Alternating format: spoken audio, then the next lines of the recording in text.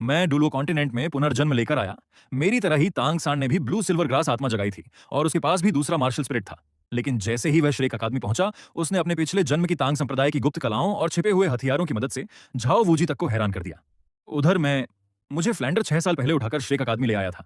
आज मेरी शक्ति 31वें स्तर तक पहुंच चुकी थी। फिर भी पूरे विद्यालय में मुझे सिर्फ एक हीलर समझा जाता था। लेकिन जिस दिन मुख्य पात्रों की परीक्षा चल रही थी, मैं तांग सांड को पूरे मैदान में अपनी ताकत दिखाते हुए देख रहा था।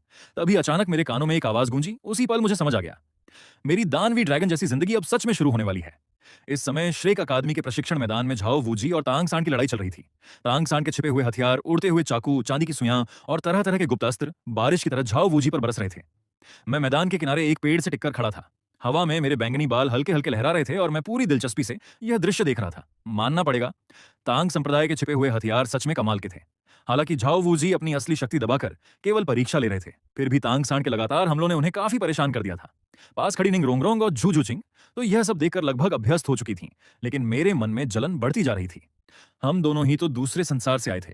तांग सांड अपने पिछले जन्म की तकनीकें और अनगिनत गुप्त हथियारों के डिजाइन साथ लेकर आया था, जबकि मैं 12 साल पहले संयोग से डोलवो महाद्वीप में आ गया था। 6 साल की उम्र में मैंने 2 मार्शल स्पिरिट जगाए, पहला ब्लू सिल्वर ग्रास और दूसरा ईविल फ्लेम डेमन स्नेक।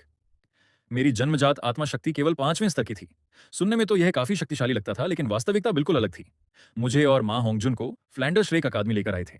पिछले 6 वर्षों में मैंने लगभग पूरा समय केवल ब्लू सिल्वर ग्रास की साधना में बिताया। आज मैं 31वें स्तर का स्पिरिट मास्टर था। मेरे ब्लू सिल्वर ग्रास पर एक पीला और 2 बैंगनी, कुल 3 आत्मा वलय लगे हुए थे। अकादमी में मेरा सबसे बड़ा काम था दाई मुबाई और बाकी साथियों का इलाज करना, उनकी शक्ति वापस लाना और हर मुश्किल के बाद उनकी मदद करना। जहां तक मेरे दूसरे मार्शल स्पिरिट दुष्ट अग्नि दानव सर्प की बात थी, उस पर अभी तक एक भी आत्मा वलय नहीं था। ऊपर से उसकी भयानक दुष्ट अग्नि को नियंत्रित करना भी बेहद कठिन था, इसलिए मैं लगभग कभी उसका उपयोग ही नहीं करता था। मैंने गहरी सांस भरते हुए मन ही मन कहा, एक ही दुनिया में आकर भी किस्मत कितनी अलग होती है। काश मेरे पास भी कोई सिस्टम होता। जैसे ही यह विचार मेरे मन में आया, अचानक मेरे दिमाग में एक साफ और तेज आवाज गूंज उठी, डिंग, सिस्टम सफलतापूर्वक लोड हो गया है। सिस्टम का नाम नायिकाओं से उपहार प्राप्त करने वाला सिस्टम। मैं एक झटके से पेड़ के नीचे से खड़ा हो गया। मेरी आंखों के सामने नीले रंग की एक विशाल स्क्रीन खुल गई। न्यूबी गिफ्ट पैक भेज दिया गया है, कृपया थोड़ी देर बाद प्राप्त करें। सिस्टम के नियम इस प्रकार हैं। सिस्टम नायिकाओं की मेजबान होस्ट के प्रति फेवरेबिलिटी का पता लगा सकता है। जब किसी नायिका की सद्भावना निर्धारित स्तर तक पहुंच जाएगी, तब मेजबान को संबंधित पुरस्कार प्राप्त होगा। बधाई हो, आपको यादृच्छिक रूप से सेंट लॉर्ड के 12 टैलिस्मैन्स में से एक प्राप्त होगा। साथ ही एक अतिरिक्त पुरस्कार भी मिलेगा। ताबीजों की शक्ति केवल आपकी निर्धारित नायिकाओं पर ही प्रभावी होगी। जब भी आप किसी नायिका को अपने साथ जोड़ेंगे, आपको अतिरिक्त पुरस्कार मिलेगा। पुरस्कार की गुणवत्ता आपकी शक्ति बढ़ने के साथ साथ और बेहतर होती जाएगी। मेरे चेहरे पर तुरंत मुस्कान आ गई। हालांकि मैं खुद उन ताबीजों का उपयोग नहीं कर सकता था, लेकिन अगर मुझे घोड़े का ताबीज, कुत्ते का ताबीज या ड्रैगन का ताबीज जैसी आसमान छू लेने वाली शक्तियां मिल गईं, तो वे सब मेरी नायिकाओं को ही मिलेंगी। फिर भी कुछ न होने से कुछ होना बेहतर था। कम से कम अतिरिक्त पुरस्कार तो मुझे खुद इस्तेमाल करने को मिलेंगे। मैंने गहरी सांस ली और अपनी उंगली न्यूबी गिफ्ट पैक पर रख दी। उपहार सफलतापूर्वक खोला गया। प्राप्त पुरस्कार, blue silver grass martial spirit की ब्लड लाइन को शुद्ध करने का एक अवसर। Evil flame demon snake martial spirit के रक्त वंश को शुद्ध करने का एक अवसर। दिव्य स्तर के 3 गॉड टियर सोल रिंग्स, एक एक्सटर्नल सोल बोन अपनी पसंद से चुनने का अवसर।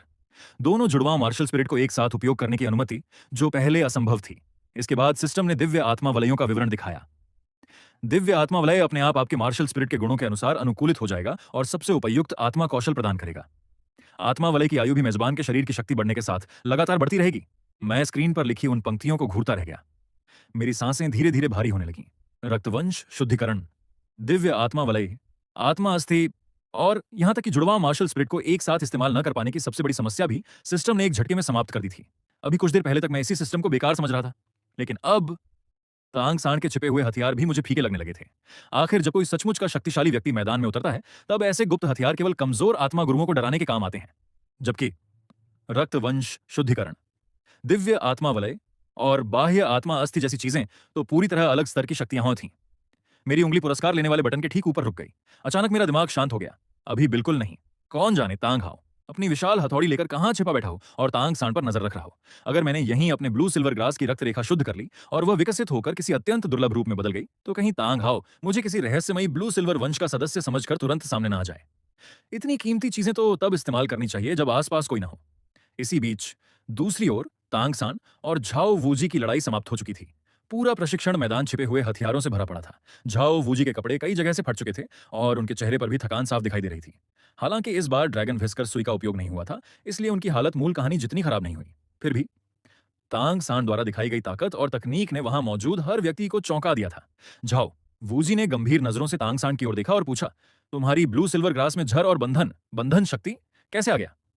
तुमने ऐसी क्षमता को आत्मा कौशल की तरह विकसित कैसे किया? तांग सांड की आंखों में गर्व की हल्की चमक उभर आई।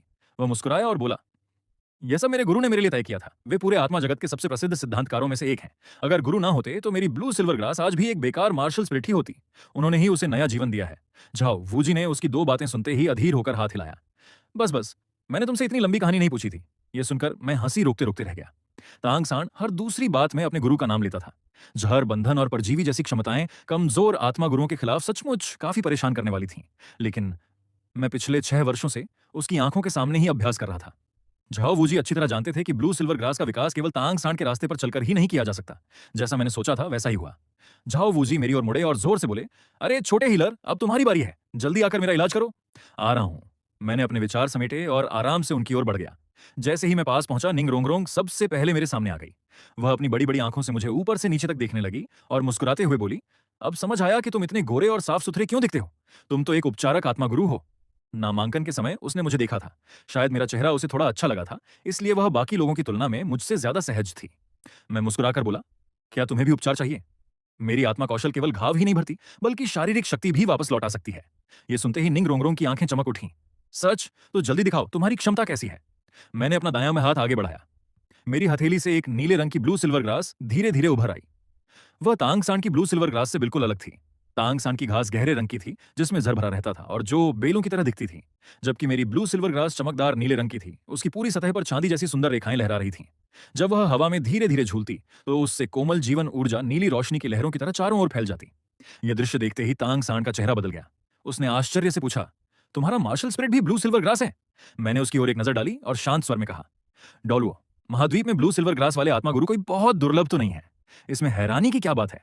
इतना कहकर मैंने उसकी ओर ध्यान देना बंद कर दिया। मैं निंग रोंगरोंग की ओर मुड़ा और बोला, अपना हाथ मुझे दो। निंग रोंगरोंग ने बिना झिझक अपनी कलाई मेरी ओर बढ़ा दी। उसी समय मेरे पैरों के नीचे एक पीला और दो बैंगनी, कुल 3 आत्मावलय चमक उठे। मेरी ब्लू सिल्वर ग्रास आत्मा शक्ति के साथ उसकी कलाई तक पहुंच गई। मैंने पहला आत्मा कौशल सक्रिय किया। प्रथम आत्मा कौशल लाइफ टाइड। नरम नीली रोशनी चारों ओर फैल गई।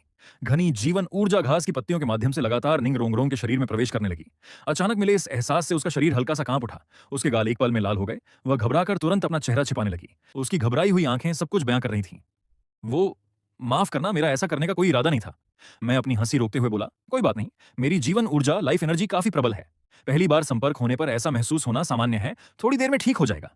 सबका ध्यान उस उपचार करने वाली ब्लू सिल्वर ग्रास पर था। किसी ने भी पहली नजर में मेरे पैरों के नीचे चमक रहे असामान्य सोल रिंग कॉन्फ़िगरेशन पर ध्यान नहीं दिया। कुछ ही पलों में निंग रोंगरोंग की शारीरिक शक्ति पूरी तरह लौट आई। उसके चेहरे पर फिर से लालिमा आ गई। पास खड़ी झूझू चिंग अब भी ठंडे चेहरे के साथ खड़ी थी, लेकिन उसकी आंखों में साफ झिझक और हल्का सा विश्वास दिखाई दे रहा था। उसने भी अभी अभी लड़ाई लड़ी थी और उसकी भी काफी ऊर्जा खर्च हो चुकी थी। मैंने उसकी ओर देखकर कहा, अगर तुम भी अपनी ताकत वापस पाना चाहती हो तो अपनी कलाई आगे बढ़ाओ। झुझु चिंग ने हल्का सा भौहें सिकोड़ते हुए सावधानी से अपनी कलाई आगे कर दी। मुझे ज्यादा नहीं चाहिए, बस थोड़ा सा उपचार काफी होगा। मैंने सिर हिलाया और ब्लू सिल्वर ग्रास को उसकी कलाई पर लपेट दिया। दूसरा soul skill life tide. Life tide. बैंगनी सोल रिंग चमक उठी। इस बार पहले से भी अधिक विशाल जीवन ऊर्जा ब्लू सिल्वर ग्रास के माध्यम से उसके शरीर में प्रवाहित होने लगी। झूझू चिंग का शरीर अनायास ही हल्का सा लड़खड़ा गया। उसने तुरंत अपना मुंह ढक लिया और किसी तरह अपनी आवाज दबा ली, लेकिन उसके कानों की लालिमा साफ दिखाई दे रही थी। बस, अब काफी है, मुझे इतनी ज्यादा जरूरत नहीं। मैंने सही समय पर अपनी सोल पावर वापस खींच ली। कुछ ही क्षणों में दोनों लड़कियों की शारीरिक शक्ति और सोल पावर पूरी तरह भर चुकी थी। मैंने मुस्कुराकर कहा, ठीक है, अब तुम दोनों जाकर थोड़ा आराम करो। परीक्षा खत्म होने के बाद मैं तुम्हें हॉस्टल एरिया दिखा दूंगा। निंग रोंगरोंग और झू चिंग ने एक दूसरे की ओर देखा। दोनों थोड़ा असहज महसूस कर रही थीं, फिर चुपचाप मैदान के किनारे जाकर खड़ी हो गईं। तब मैंने अपनी नजर झाओ वूजी की ओर घुमाई। मैंने अपनी हथेली से ब्लू सिल्वर ग्रास की एक पत्ती अलग करके उनकी ओर बढ़ा दी, जबकि दूसरी अपने हाथ में रखकर स्वयं उसकी ऊर्जा सोखने लगा। मैं चलता हूं। झाओ वूजी का चेहरा तुरंत काला पड़ गया, लेकिन उन्होंने फिर भी वह पत्ती ले ली। उधर तांग सांड यह दृश्य देखकर पूरी तरह स्तब्ध रह गया। अलग की गई ब्लू सिल्वर ग्रास की पत्ती में भी उपचार की क्षमता बरकरार थी। उसकी आंखें तुरंत उत्साह से चमक उठीं। कृपया मुझे और श्याओ वू को भी उपचार दे दो। मैं पहले तो मना करना चाहता था, लेकिन यह सोचकर कि श्याओ वू भी कहानी की मुख्य नायिकाओं में से एक है, मैंने ब्लू सिल्वर ग्रास की एक पत्ती अलग करके उसकी ओर बढ़ा दी। इसे अपनी हथेली में पकड़ लो। इसके अंदर मौजूद उपचार ऊर्जा अपने आप तुम्हारे शरीर में समा जाएगी। तांग सांड ने वह पत्ती ले ली। फिर मैंने बेहोश पड़ी श्याओ वू की ओर देखा। जहां तक तुम्हारी बहन का सवाल है, उसके उपचार के लिए मुझे सीधे ब्लू सिल्वर ग्रास का इस्तेमाल करना पड़ेगा। उसकी कलाई पर ब्लू सिल्वर ग्रास लपेटना होगा। क्या यह ठीक रहेगा? तांग सांड का चेहरा तुरंत सख्त हो गया। ब्लू सिल्वर ग्रास स्पर्श का एहसास अपने मालिक तक पहुंचा सकती थी। यानी जब उसकी बेल श्याओ वू की कलाई पर लिपटेगी तो एक तरह से ऐसा होगा जैसे मैं खुद उसका हाथ पकड़े हुए हूं। तांग सांड कुछ सेकंड तक चुप रहा, फिर मुश्किल से बोला, ठीक है, लेकिन सावधानी से करना। मैंने सिर हिलाया। ब्लू सिल्वर ग्रास धीरे धीरे श्याओ वू की दाहिनी कलाई पर लिपट गई। तांग सांड की नजरें मुझ पर टिकी रहीं, लेकिन मैंने उसकी परवाह नहीं की। तीसरा, soul skill, life great tide. Life great tide पहले दोनों बार से भी कहीं अधिक प्रचंड जीवन ऊर्जा जबरदस्ती बेहोश श्याओवू के शरीर में प्रवाहित होने लगी। हम दोनों को जोड़ती ब्लू सिल्वर ग्रास चमकदार नीली रोशनी से जगमगा उठी। निंग रोंगरोंग का शरीर अनायास तन गया। क्या श्याओवू इतनी शक्ति सह पाएगी? झू झू चिंग नीली रोशनी को ध्यान से देखते हुए बोली, वह अभी बेहोश है, शायद उसे ज्यादा तीव्र प्रतिक्रिया नहीं होगी। समय धीरे धीरे बीतने लगा। श्याओ वू के चेहरे पर दिख रही पीड़ा धीरे धीरे गायब होने लगी। असल में उसका शरीर पहले ही पूरी तरह स्वस्थ हो चुका था, लेकिन लगातार उमड़ती जीवन ऊर्जा से उसे इतनी गहरी सहजता और आराम महसूस हो रहा था कि वह अनजाने में यही समझ रही थी कि वह अभी भी सपना देख रही है। मैंने हल्का सा भौहें सिकोड़कर जानबूझकर अपनी सोल पावर का प्रवाह और बढ़ा दिया। बेहोशी में श्याओ वू बुदबुदाई, क्या ये सपना है? हाँ, जरूर सपना ही होगा। अगले ही पल वह अचानक होश में आ गई, लेकिन उसी क्षण उसके शरीर में उमड़ती जीवन ऊर्जा की लहर ने उसे बुरी तरह झकझोर दिया। उसके मुंह से एक तेज चीख निकल गई, जिसकी आवाज पूरे प्रशिक्षण मैदान में गूंज उठी। एक पल के लिए वहां मौजूद हर व्यक्ति स्तब्ध रह गया। तांग सांड ने झटके से सिर उठाया। निंग रोंगरोंग और झू झू चिंग ने अनजाने में एक दूसरे का हाथ कसकर पकड़ लिया। मैंने भी तुरंत अपनी सोल पावर रोक दी, ब्लू सिल्वर ग्रास वापस खींच ली और बिल्कुल मासूम चेहरा बनाकर कहा, मैं तो सिर्फ उपचार कर रहा था। मुझे क्या पता था कि श्याओ वो अचानक इसी समय होश में आ जाएगी। शाम ढलते ढलते पूरे श्रेक अकादमी में पीछे की पहाड़ी से आती बहस की आवाजें गूंजने लगीं। भैया, मेरी बात सुनो, उस समय मुझे सच में लगा था कि मैं सपना देख रही हूं। बस अब एक शब्द भी मत बोलो। तांग सांड और श्याओ वू की बहस की आवाजें कई दर्जन मीटर दूर छात्रावास तक साफ सुनाई दे रही थीं। लड़कियों के छात्रावास में निंग रोंग रोंग और झू झू चिंग एक दूसरे को देख रही थीं। उनकी आंखों में ऐसे जटिल भाव थे जिन्हें शब्दों में बयान करना मुश्किल था। उधर लड़कों के छात्रावास में दाई मुबाई, मां होंगजुन और ऑस्कर तीनों एक साथ मेरी ओर देखने लगे। दाई मुबाई ने माथा पकड़ लिया। जरा सोचो तो सही, अनजाने में तुमने कितनों को मुश्किल में डाल दिया है। मैंने पहले ही कहा था कि तुम्हारी ब्लू सिल्वर ग्रास की जीवन ऊर्जा बहुत ज्यादा शक्तिशाली है, हर कोई उसे आसानी से सह नहीं सकता। मां होंगजुन भी हंसते हुए बोला, बिल्कुल, तांग सांड की कमर पर तो पहले से ही ढेर सारे छिपे हुए हथियार रहते हैं। कुछ दिनों तक तुम जरा संभल कर रहना। ऑनस्कर ने गहरी सांस लेते हुए कहा, हम सहायक सपोर्ट सोल मास्टर्स की किस्मत भी अजीब है। लोगों का इलाज करो, फिर भी मुसीबत हमारे ही गले पड़ जाती है। इतना बड़ा हंगामा हो जाएगा, इसकी मुझे भी उम्मीद नहीं थी। मैंने बेबसी से कंधे उचकाए। मुझे तो लगा था कि उपचार का असर कम पड़ रहा है, इसलिए मैंने बस थोड़ी सी और जीवन ऊर्जा दे दी। वे तीनों मुझे कई सालों से जानते थे, इसलिए अनजाने में ही उनका पक्ष मेरी ओर झुक गया। दाई मुबाई गंभीर स्वर में बोला, लिंग्यान, कुछ दिनों तक अकेले मत रहना। अपना कमरा छोड़कर मेरे और फेटी मां होंगजुन के साथ आकर रहो। मुझे डर है कि तांग सांड रात में चुपके से तुम पर हमला न कर दे। मां होंगजुन ने तुरंत सिर हिलाया। हाँ, तुम तो एक सपोर्ट सोल मास्टर हो, तुम्हारी लड़ने की क्षमता भी ज्यादा नहीं है। ऊपर से तुम्हारे दूसरे मार्शल स्पिरिट पर अभी तक एक भी सोल रिंग नहीं है। अगर तांग सांड ने अकेले में तुम्हें घेर लिया तो बहुत मुश्किल हो जाएगी। ऑस्कर का चेहरा उतर गया। तुम लोगों की बातें सुनकर तो अब मुझे भी तांग सांड के साथ एक ही कमरे में रहने से डर लगने लगा है। मैंने तीनों की ओर देखा।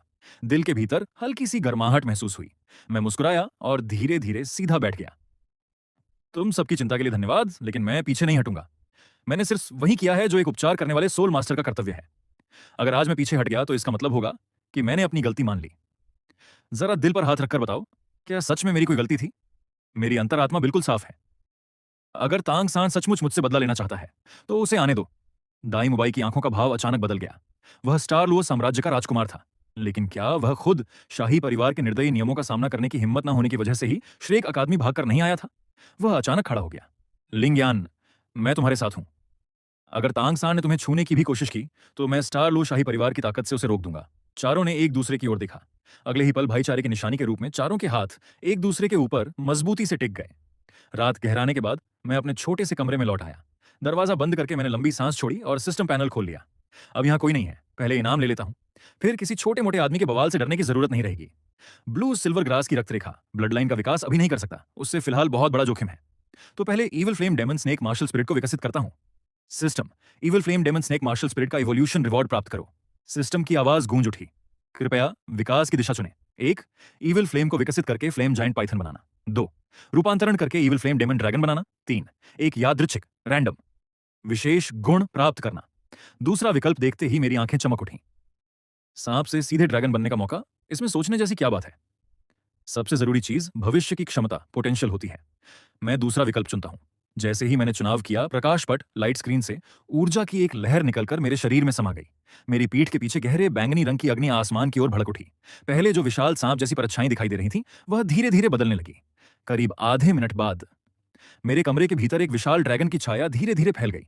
उसका पूरा शरीर गहरे बैंगनी रंग की दैत्याकार अग्नि से घिरा हुआ था। उसकी पीठ पर विशाल ड्रैगन के पंख थे।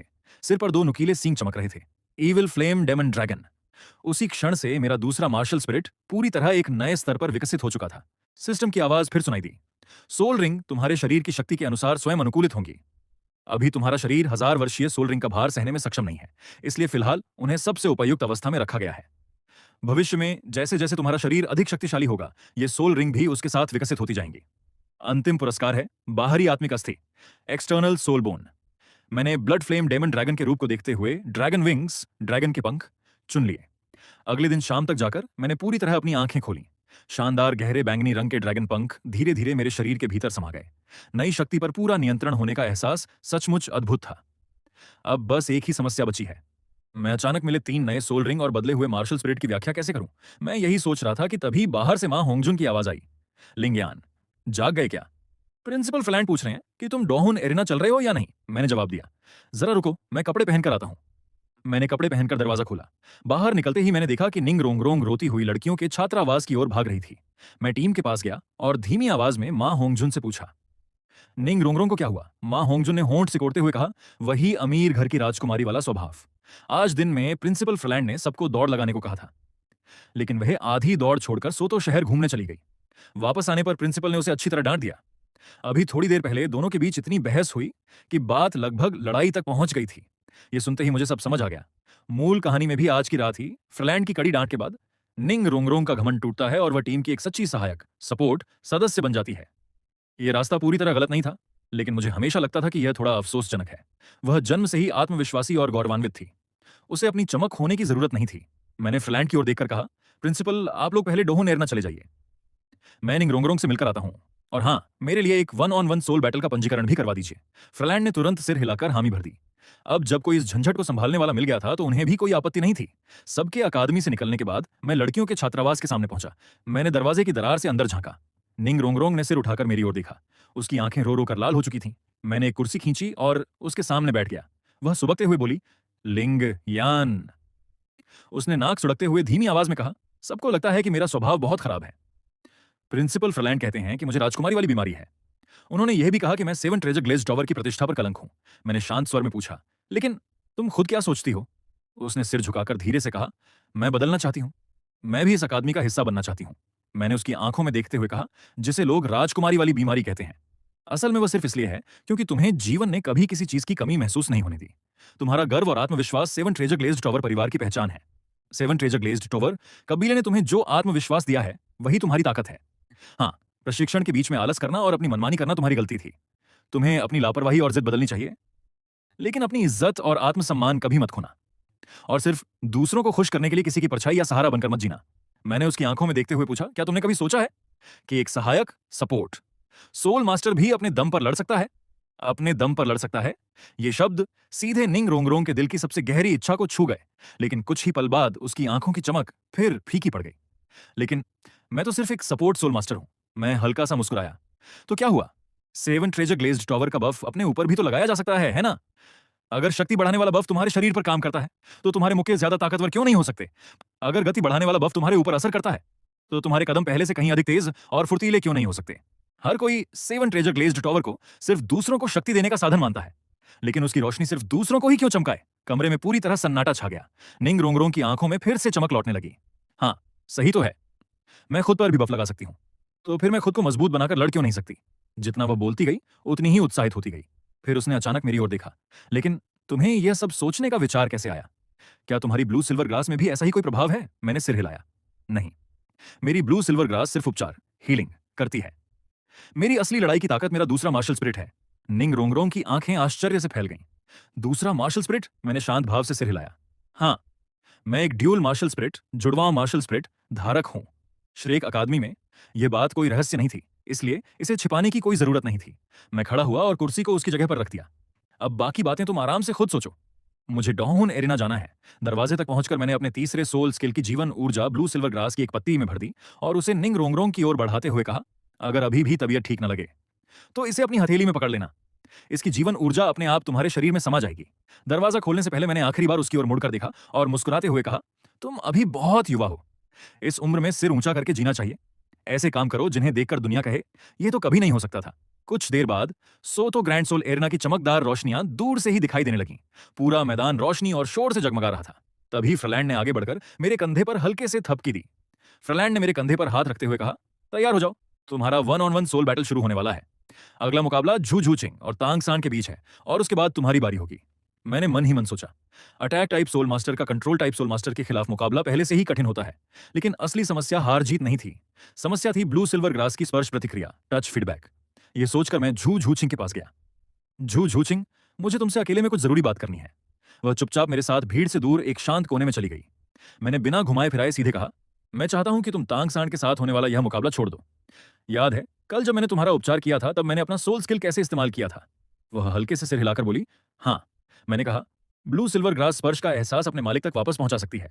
कल मैंने सिर्फ तुम्हारी कलाई पर बेल लपेटी थी, लेकिन तांग सान एक कंट्रोल टाइप सोल मास्टर है।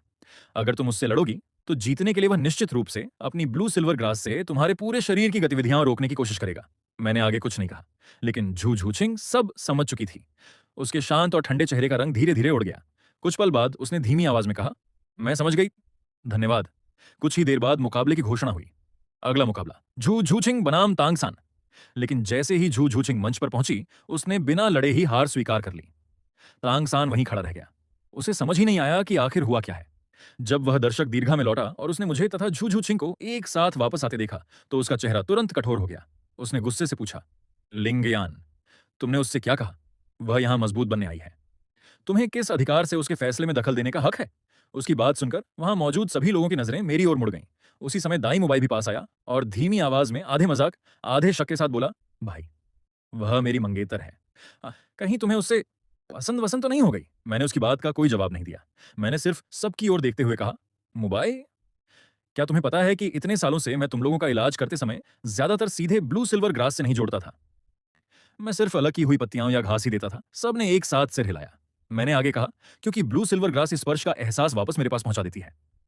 अगर झुझुचिंग और तांग सान का मुकाबला होता तो जीतने के लिए तांग सान की ब्लू सिल्वर ग्रास उसके पूरे शरीर को जकड़ लेती।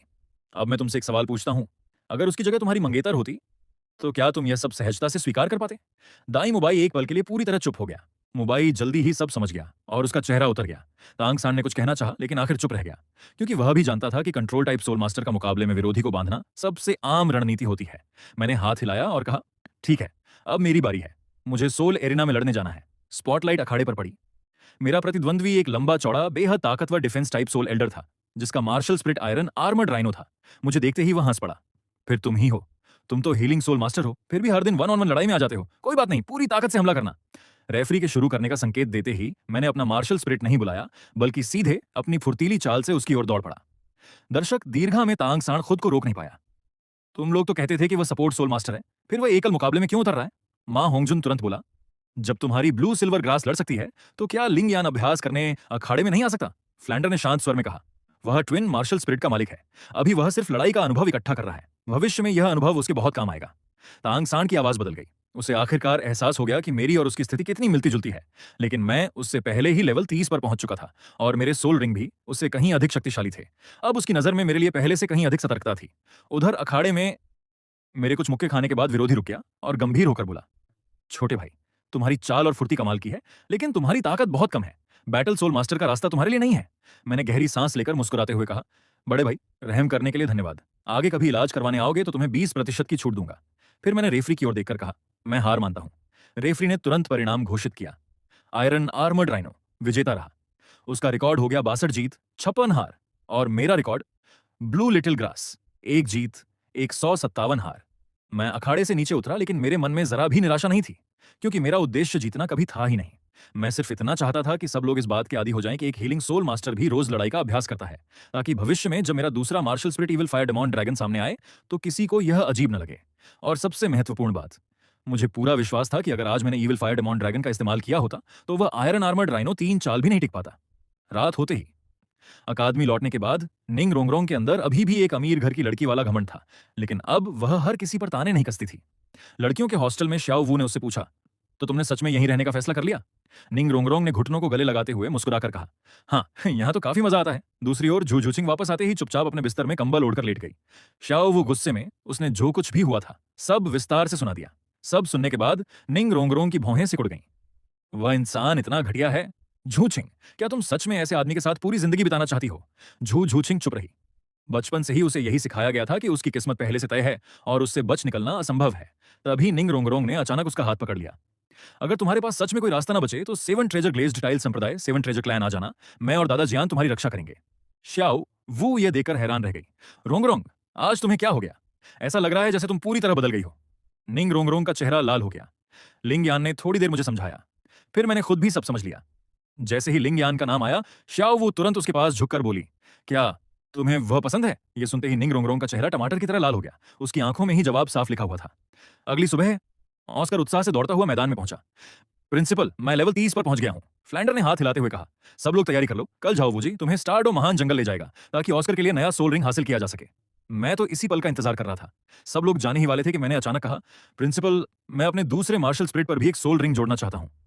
मेरी बात सुनते ही पूरे मैदान की नजरें मुझ पर टिक गईं। फ्लैंडर का चेहरा गंभीर हो गया।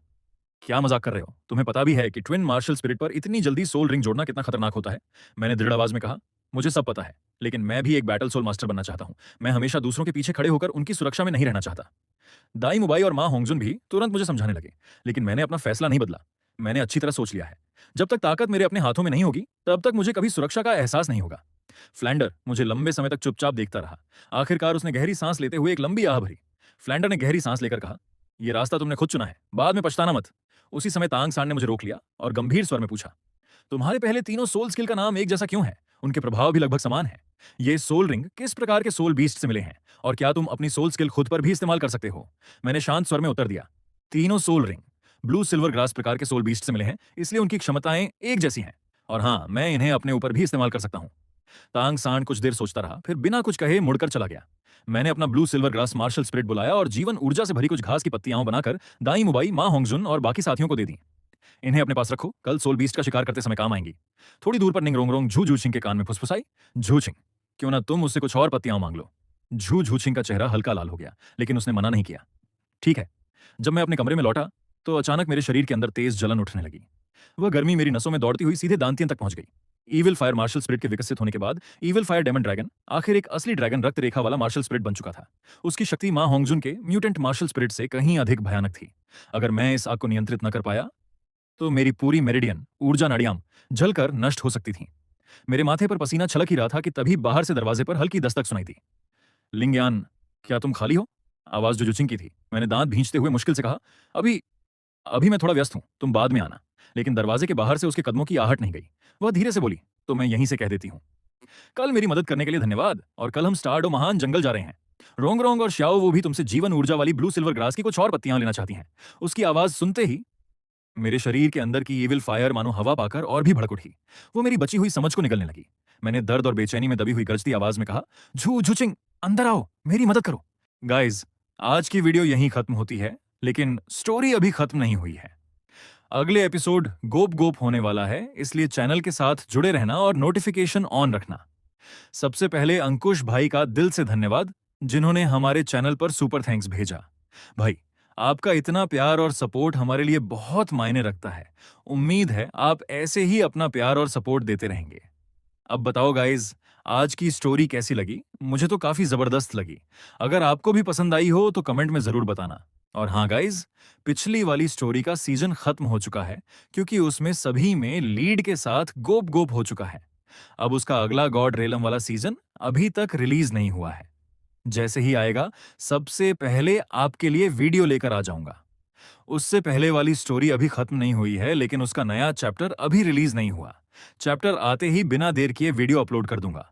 गाइज, आप लोगों ने मुझे जो प्यार और सपोर्ट दिया है, उसके लिए मैं दिल से आपका शुक्रिया अदा करता हूं।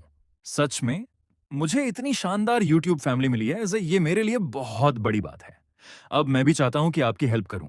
अगर किसी का YouTube चैनल है या किसी क्रिएटर को किसी तरह के सपोर्ट की जरूरत है, तो मेरी इंस्टाग्राम फैमिली और फोजाई आर्मी चैनल जरूर ज्वाइन कर लो। उसका लिंक आपको इस वीडियो के कमेंट सेक्शन में मिल जाएगा, वहां जाकर ज्वाइन कर लेना। मेरा टारगेट है कि हमारी इंस्टाग्राम फैमिली में 5,000 मेंबर्स पूरे हों। जैसे ही 5,000 पूरे होंगे, मैं वहां आपकी पूरी मदद करूंगा।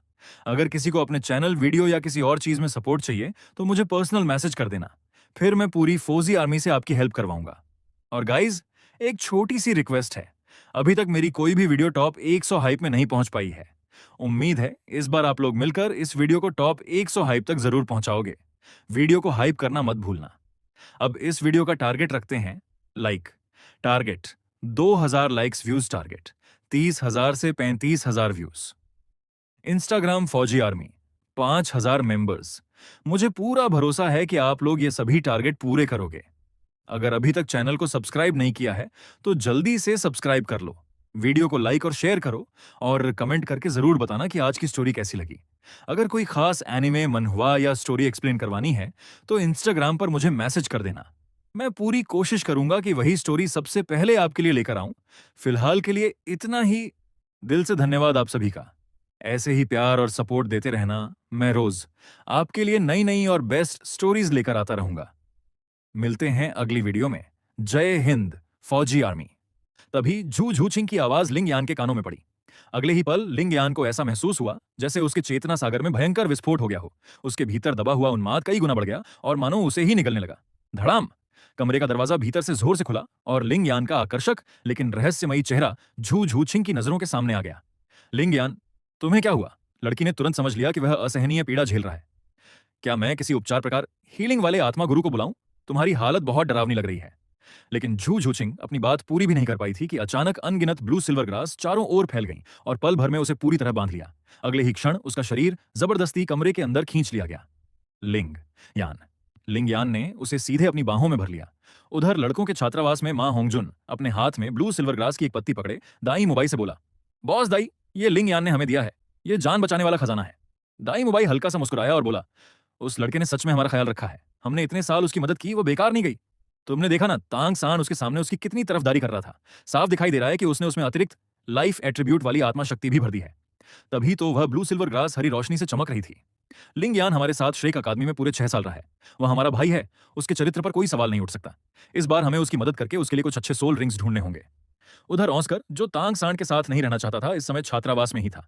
उसने ईर्ष्या भरे स्वर में कहा, किस्मत वाला है लिंग यान। उसके पास तो दूसरा मार्शल स्पिरिट भी है जिसे वह विकसित कर सकता है। अचानक वह चौंक गया। हाँ, ये कैसी आवाज है? दूर से हल्की हल्की अजीब सी चीखें सुनाई दे रही थीं। ऑस्कर ने दाई मुबाई और मां होंगजुन की ओर देखा। दाई मुबाई ने बिल्कुल ध्यान नहीं दिया। वह हाथ में पकड़ी हरी भरी ब्लू सिल्वर ग्रास की पत्ती को देखते हुए लापरवाही से बोला, शायद पीछे पहाड़ी पर कोई जंगली बिल्ली होगी। कितना शोर मचा रही है। उधर लड़कियों के छात्रावास में निंग रोंगरोंग ने देखा कि झू झूचिंग काफी देर से वापस नहीं लौटी थी। उसने शाओ वू से पूछा, शाओ वू, तुम्हें क्या लगता है झूचिंग अभी तक क्यों नहीं आई? शाओ वू ने सिर हिलाया, पता नहीं, शायद लिंग यान से कुछ और बातें कर रही होगी। आखिर उसने कहा था कि कल लिंग यान ने उसकी मदद की थी। लेकिन शाओ वू ने इस बारे में ज्यादा नहीं सोचा। उसके मन में तो बस यही चल रहा था कि कुछ दिनों बाद जब वे स्टार डो महान वन, स्टार डो फॉरेस्ट जाएंगे तो क्या द मिंग और मिंग उससे मिलने आएंगे। दूसरी ओर निंग रोंगरोंग बिस्तर पर लेटी हुई थी। उसके चेहरे पर हल्की सी निराशा झलक रही थी। काश अभी मैं ही लिंग यान से मिलने चली गई होती। उसने होंठ फुला लिए और हाथ में पकड़ी उस ब्लू सिल्वर ग्रास की पत्ती को धीरे धीरे मसलने लगी, जिसमें अब जरा भी आत्मा शक्ति नहीं बची थी। सुबह से लेकर शाम तक का समय बीत गया। इस समय लिंग यान के कमरे में लिंग यान ने झू झूचिंग की ओर देखते हुए गंभीर स्वर में कहा, मुझे माफ कर दो। मेरे दूसरे मार्शल स्पिरिट में दुष्ट अग्नि, इविल फ्लेम की शक्ति है। अगर मैं ऐसा नहीं करता तो मेरा शरीर फट जाता और मेरी मौत हो जाती। झू झूचिंग की आंखें खाली सी थीं। वह कुछ नहीं बोली।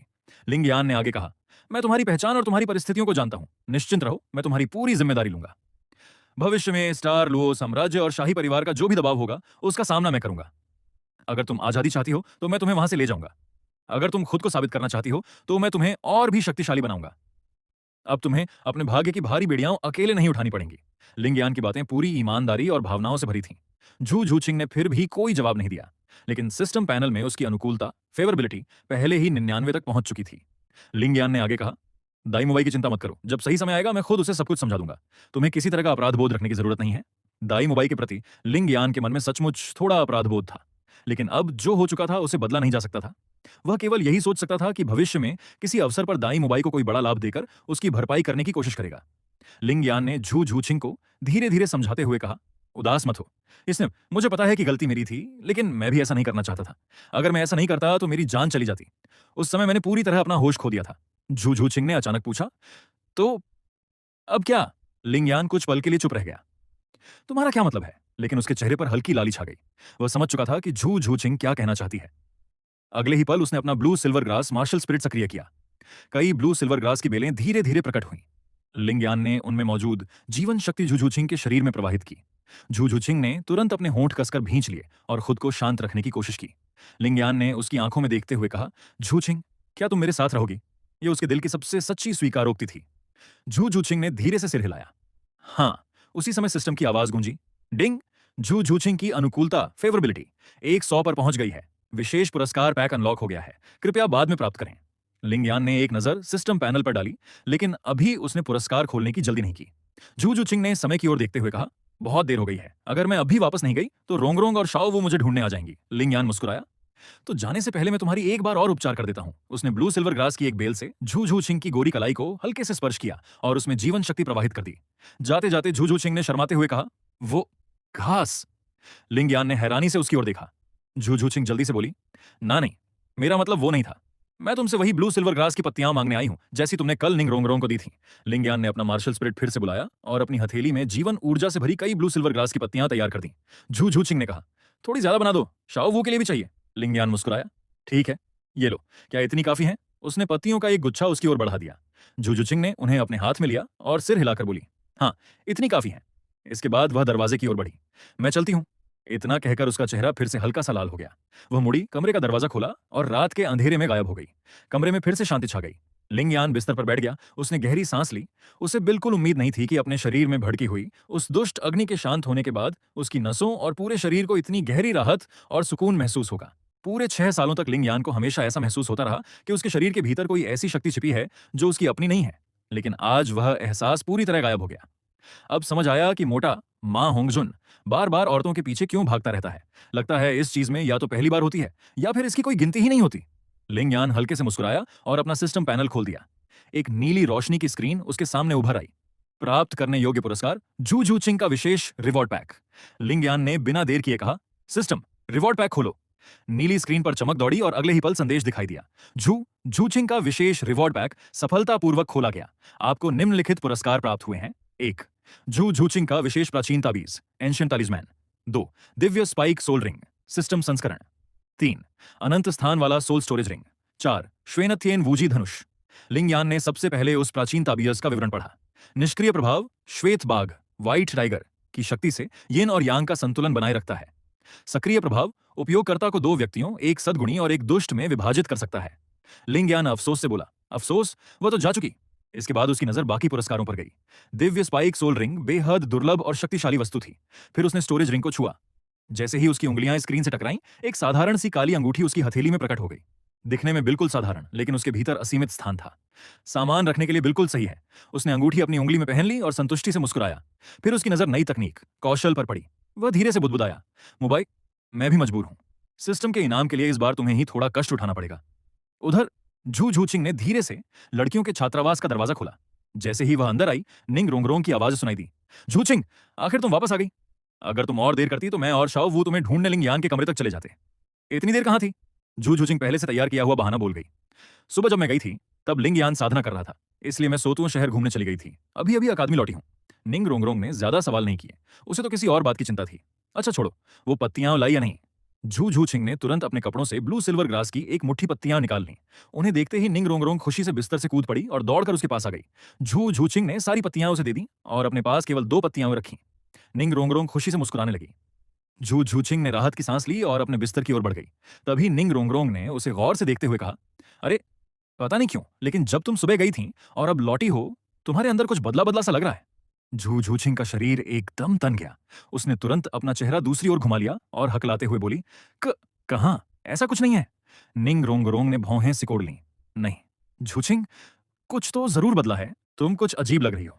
निंग रोंगरोंग कुछ कदम आगे बढ़ी और झू झूचिंग के पास जाकर उसके शरीर को सूंघने लगी। उसे हमेशा ऐसा महसूस हो रहा था कि झू झूचिंग के शरीर पर किसी और की महक है। पकड़े जाने के डर से झू झूचिंग ने झुकते हुए उसे दूर धकेल दिया। निंग रोंगरोंग ने मुड़कर श्याओ वू की ओर देखा। श्याओ वू, तुम्हें नहीं लगता कि झूचिंग आज कुछ अलग सी लग रही है? शाओ वू बिस्तर से उठकर उसे ऊपर से नीचे तक देखने लगी। झू झूछिंग का चेहरा पहले ही शर्म से लाल हो चुका था।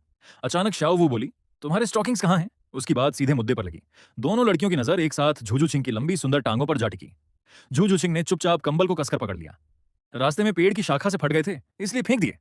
रास्ते में फेंक दिए? निंग रोंग रोंग हैरान रह गई। उसे तुरंत कुछ गड़बड़ महसूस हुई। झू झूछिंग बिना कुछ कहे कंबल में घुस गई और पीठ दोनों की ओर कर ली। बस फेंक दिए। मैं थक गई हूं, सोना चाहती हूं, तुम लोग बातें करो। ये कहकर उसने पूरा सिर कंबल से ढक लिया ताकि आगे कोई सवाल न पूछे। निंग रोंग रोंग शक भरी नजरों से शाओ वू के बिस्तर के पास गई। झूछिंग आज सच में बहुत अजीब लग रही है। इतना कहकर उसने हाथ में पकड़ी घास की पत्तियों को दो हिस्सों में बांटा और एक हिस्सा शाओ वू को दे दिया। शाओ वू, अगर लिंग यान को पता चल गया कि हम उसकी घास की पत्तियों का इस तरह इस्तेमाल कर रहे हैं तो? शाओ वू ने जल्दी से कहा। बकवास मत करो, उसे भला ये कैसे पता चलेगा? इतना कहकर उसने घास की पत्तियां जल्दी से तकिए के नीचे छिपा दी। उन पत्तियों में जीवन तत्व वाली आत्मिक शक्ति, लाइफ एट्रीब्यूट सोल पावर मौजूद थी। निंग रोंग रोंग मुस्कुराई। तुम्हें तो सच में बहुत कुछ पता है। इसके बाद वह भी अपने बिस्तर पर जाकर कंबल में घुस गई। वह घास की पत्तियों में मौजूद ऊर्जा को अवशोषित करने ही वाली थी कि उसने झू झूछिंग की ओर देखा। झूछिंग, तुम नहीं करोगी? एक बार इस्तेमाल करने के बाद नींद और भी अच्छी आती है। झू झूछिंग ने कोई जवाब नहीं दिया। उसकी ओर से बिल्कुल कोई प्रतिक्रिया नहीं आई। निंग रोंग रोंग और शाओ वू ने एक दूसरे की तरफ देखा और धीरे से पुकारा, झूछिंग। उधर से केवल हल्की सी खर्राटों की आवाज आई। सो गई क्या? शाओ वू ने कहा। शायद आज घूमने फिरने से बहुत थक गई होगी। निंग रोंग रोंग ने होंठ फुलाते हुए कहा, सच में घूमने भी गई और मुझे साथ तक नहीं बुलाया। अगली बार लिंग यान को मेरे साथ भी भेजना। अगली सुबह सूरज निकलते ही सभी छात्र प्रशिक्षण मैदान में इकट्ठा हो गए। झाओ वूजी के नेतृत्व में लिंग यान और बाकी 7 छात्रों के साथ पूरी टीम आधिकारिक रूप से स्टारडो महान वन, स्टारडो फॉरेस्ट की यात्रा पर निकल पड़ी। रास्ते में लिंग यान चुपके से झू झूछिंग के पास आया और धीरे से बोला, झूछिंग, थोड़ी देर बाद तुम्हें एक बहुत अच्छी चीज दिखाऊंगा। झू झूछिंग ने तुरंत सतर्क होकर चारों ओर देखा। क्या चीज? इतने लोगों के सामने कोई शरारत मत करना। लिंग यान मुस्कुराया। चिंता मत करो, जब आसपास कोई नहीं होगा तभी दिखाऊंगा। आज रात शायद हम किसी सराय होटल में रुकेंगे, तब तुम मेरे कमरे में आ जाना। ये सुनते ही झू झूछिंग का चेहरा हल्का सा लाल हो गया। उसने धीमे स्वर में पूछा, आखिर क्या चीज है? अभी नहीं बता सकते? लिंग यान ने रहस्यमयी मुस्कान के साथ कहा। अगर अभी बता दूंगा तो सरप्राइज ही खत्म हो जाएगा। जब समय आएगा तब खुद जान जाओगी। यकीन मानो, तुम्हें जरूर पसंद आएगी। झू झूछिंग अभी कुछ और पूछने ही वाली थी कि अचानक निंग रोंग रोंग दोनों के बीच आ गई। अरे, तुम दोनों क्या फुसफुसाकर बातें कर रहे हो? झू झूछिंग ने जल्दी से नजरें फेर ली। लिंग यान ने भी अपनी मुस्कान समेट ली। कुछ नहीं। इतना कहकर वह वापस लड़कों की टोली में चला गया। निंग रोंग रोंग ने शक भरी नजरों से झू झूछिंग को देखा। झूछिंग, लिंग यान तुमसे क्या कह रहा था? पता नहीं क्यों तुम दोनों आजकल कुछ ज्यादा ही अजीब लग रहे हो। उसकी छठी इंद्रिय साफ कह रही थी कि इन दोनों के बीच कोई ना कोई राज जरूर छिपा है। झू झूछिंग ने शांत स्वर में जवाब दिया, बेवजह मत सोचो। वह बस मुझसे अभ्यास कल्टीवेशन से जुड़ी कुछ बातें पूछ रहा था। बात वैसी बिल्कुल नहीं है जैसी तुम सोच रही हो। यह कहकर उसने तय किया कि जितना कम बोलेगी उतना ही बेहतर रहेगा। इसके बाद पूरी टोली का माहौल थोड़ा अजीब सा हो गया। निंग रोंग रोंग बार बार शक भरी निगाहों से झू झूछिंग को देखती रही, जबकि झू झूछिंग जानबूझकर उसकी नजरों से बचती रही। देखते ही देखते शाम हो गई। झाओ जी सभी को लेकर स्टारडॉ महान वन के प्रवेश द्वार के पास स्थित एक होटल में रुके। वहीं उनकी मुलाकात कांगहुई अकादमी के छात्रों से हुई। मां होंगजुन और दाई मुबाई ने सामने वालों को उकसा दिया, जिसके बाद दोनों पक्षों के बीच लड़ाई छिड़ गई। आखिर में यह मुकाबला झाओ वूजी द्वारा ये झीच्यू को पूरी तरह परास्त करने के साथ समाप्त हुआ। लिंग यान ने इस पूरे मामले में कोई दखल नहीं दिया और चुपचाप सब कुछ देखता रहा। इस दुनिया में जहां ताकत ही सब कुछ थी, कौन किससे लड़ता है या झगड़ा करता है, उससे लिंग यान को कोई खास मतलब नहीं था। रात की ठंडी हवा होटल के कमरे में बह रही थी। लिंग यान अपने हाथ में सिस्टम से मिले टाइगर तालिजमैन को घुमा फिराकर देख रहा था। तभी दरवाजे पर हल्की सी दो दस्तक हुई। उसे तुरंत समझ आ गया कि झू झूछिंग आ गई है। वह बिस्तर से उठा, दरवाजा खोला और एक काली परछाई फुर्ती से कमरे के अंदर आ गई। जल्दी दरवाजा बंद करो, ऐसे क्या खड़े हो? झू झूछिंग ने उसे घूरते हुए कहा। आखिर क्या चीज है? इतनी रहस्यमयी बातें क्यों कर रहे थे? लिंग यान मुस्कुराया। यकीन मानो, बहुत अच्छी चीज है। पहले अपनी आंखें बंद कर लो। झू झूछिंग ने तुरंत मना कर दिया। मजाक मत करो, मैं चुपके से यहाँ आई हूँ। अगर रोंगरोंग और शाओवू को पता चल गया कि मैं कमरे में नहीं हूं तो वे मुझे ढूंढने निकल पड़ेंगे। उसके चेहरे पर हल्की घबराहट साफ दिखाई दे रही थी। ठीक है। लिंगयान ने अपनी हथेली खोली और उसमें रखा टाइगर तावीज झू झूछिंग के सामने बढ़ा दिया। इसे हाथ में पकड़ो और इसके अंदर मौजूद शक्ति को ध्यान से महसूस करो। झू झूछिंग ने हैरानी से तावीज लिया। उस पर बने सफेद बाघ, व्हाइट टाइगर के निशान को कुछ पल देखा, फिर उसे अपनी मुट्ठी में कसकर पकड़ लिया। अगले ही पल उसकी हथेली से तेज रोशनी फूट पड़ी। उसकी यूमिंग स्पिरिट कैट मार्शल स्पिरिट अपने आप प्रकट हो गई। उसके दोनों पीले सोल रिंग धीरे धीरे घूमने लगे। वे पहले एक दूसरे में मिलने लगे, फिर दोबारा अलग हो गए। सिस्टम ने इस तावीज़न के बारे में कोई जानकारी नहीं दी थी, इसलिए इसकी असली क्षमता झू झूछिंग को खुद ही समझनी थी। कुछ ही क्षण बाद सारी ऊर्जा शांत हो गई। झू झूछिंग की सुंदर आंखें आश्चर्य से चमक उठी। उसने उत्साहित होकर कहा, मैं महसूस कर सकती हूँ कि अब मेरी हर सोल रिंग कुल वर्षों सोल एज को बराबर बराबर बांट लेती है। आगे मिलने वाली सोल रिंग्स पर भी यही असर होगा। अभी मेरी दोनों सोल रिंग लगभग 600 साल के स्तर की हो गई हैं। पहले सोल स्किल की ताकत बढ़ गई है, लेकिन दूसरे सोल स्किल की ताकत थोड़ी कम हो गई है। लिंग यान ने यह सुनकर हल्का सा माथा सिकोड़ लिया। कुछ देर सोचने के बाद उसके चेहरे पर समझ आने वाली मुस्कान आ गई। अब समझा, शरीर की सारी ऊर्जा को संतुलित करना का असली मतलब यही है। यानी अगर भविष्य में तुम्हें बहुत उच्च स्तर के सोल रिंग मिलते हैं तो उनकी शक्ति तुम्हारी बाकी सभी सोल रिंग्स में भी बराबर बढ़ जाएगी। इस तरह तुम्हारी हर सोल रिंग 10,000 साल, बल्कि 1,00,000 साल के स्तर तक भी पहुंच सकती है। यही थी इस टाइगर तावीज की असली क्षमता, शरीर के भीतर मौजूद शक्ति को पूरी तरह संतुलित कर देना। तो शरीर के भीतर की ऊर्जा से मतलब सोल रिंग की आयु, बल्कि सोल बोन की आयु भी है। झू झू सिंह के चेहरे पर गंभीरता आ गई। शुरुआत में उसे लगा था कि लिंग यान ने उसे किसी और वजह से बुलाया है, लेकिन उसे उम्मीद नहीं थी कि वह सचमुच इतना अनमोल उपहार देगा, एक ऐसी वस्तु जो सोल रिंग की आयु को संतुलित कर सकती थी। इसका मतलब था कि जैसे जैसे उसकी साधना आगे बढ़ेगी, उसी स्तर के दूसरे सोल मास्टर्स की तुलना में उसका लाभ और भी बढ़ता जाएगा। अगर आगे चलकर उसकी पहली सोल रिंग भी 10,000 साल के स्तर तक पहुंच जाए, तो फिर उसका मुकाबला करना लगभग असंभव हो जाएगा। लिंग यान हल्का सा मुस्कुराया। ये कहां से मिला ये जरूरी नहीं है, आज से ये पूरी तरह तुम्हारा है। और एक बात, अब अपनी सोल पावर से इसकी शक्ति को सक्रिय करके देखो। झू झू सिंह ने सावधानी से अपनी सोल पावर तावीज में प्रवाहित की। अगले ही पल उसने लिंग यान की ओर देखा। अचानक तेज सफेद प्रकाश चारों ओर फैल गया। उस चमक के कारण कुछ क्षणों के लिए लिंग यान की आंखों के सामने अंधेरा छा गया। जब रोशनी धीरे धीरे शांत हुई तो उसने सामने का दृश्य देखा और हैरान रह गया। उसके सामने अब एक नहीं बल्कि दो झू झूचिंग खड़ी थीं। एक के गुलाबी घुंघराले बाल थे, उसकी आंखों में मासूमियत और भलमनसाहट झलक रही थी और उसका स्वभाव बेहद शांत और आज्ञाकारी लग रहा था। दूसरी के लंबे काले बाल थे, उसकी आंखें ठंडी और गंभीर थीं और चेहरे पर आत्मविश्वास भरी हल्की मुस्कान थी। गुलाबी बालों वाली झू झूचिंग घबराकर बोली, लिंग यान भैया, मैं दो लोगों में कैसे बढ़ गई? लिंग यान मुस्कुराते हुए दूसरी काले बालों वाली झुझुचिंग की ओर देखने लगा। अगले ही क्षण उसने अपनी यूमिंग स्प्लिट कैट मार्शल स्प्लिट सक्रिय कर दी। उसके शरीर से सोल पावर उमड़ने लगी। उसके सिर पर बिल्ली जैसे कान, पीछे पूंछ और उंगलियों पर तेज नुकीले पंजे उभर आए। इसके बाद लिंगयान ने अपना एक गुप्त साधना ग्रंथ निकाला और तीनों ने साथ बैठकर उसका अभ्यास शुरू किया। कुछ समय बाद झूझूचिंग हल्की सी शर्माती हुई कमरे का दरवाजा खोलकर बाहर चली गई। कमरे का दरवाजा खुलते ही झूझूचिंग ने देखा कि निंग रोंगरोंग बाहर खड़ी चोरी छिपे सब सुन रही थी।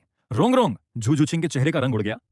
आवाज सुनकर लिंगयान ने भी उधर देखा और हैरानी से बोला, अरे, तुम कहीं पूरी रात यहीं खड़ी होकर हमारी बातें तो नहीं सुनती रही? ये सुनते ही झूझूचिंग का दिल जोर से धड़कने लगा। सब सब पता चल गया। अगले ही पल निंग रोंगरोंग के पैरों से जैसे ताकत निकल गई और वह वहीं जमीन पर बैठ गई।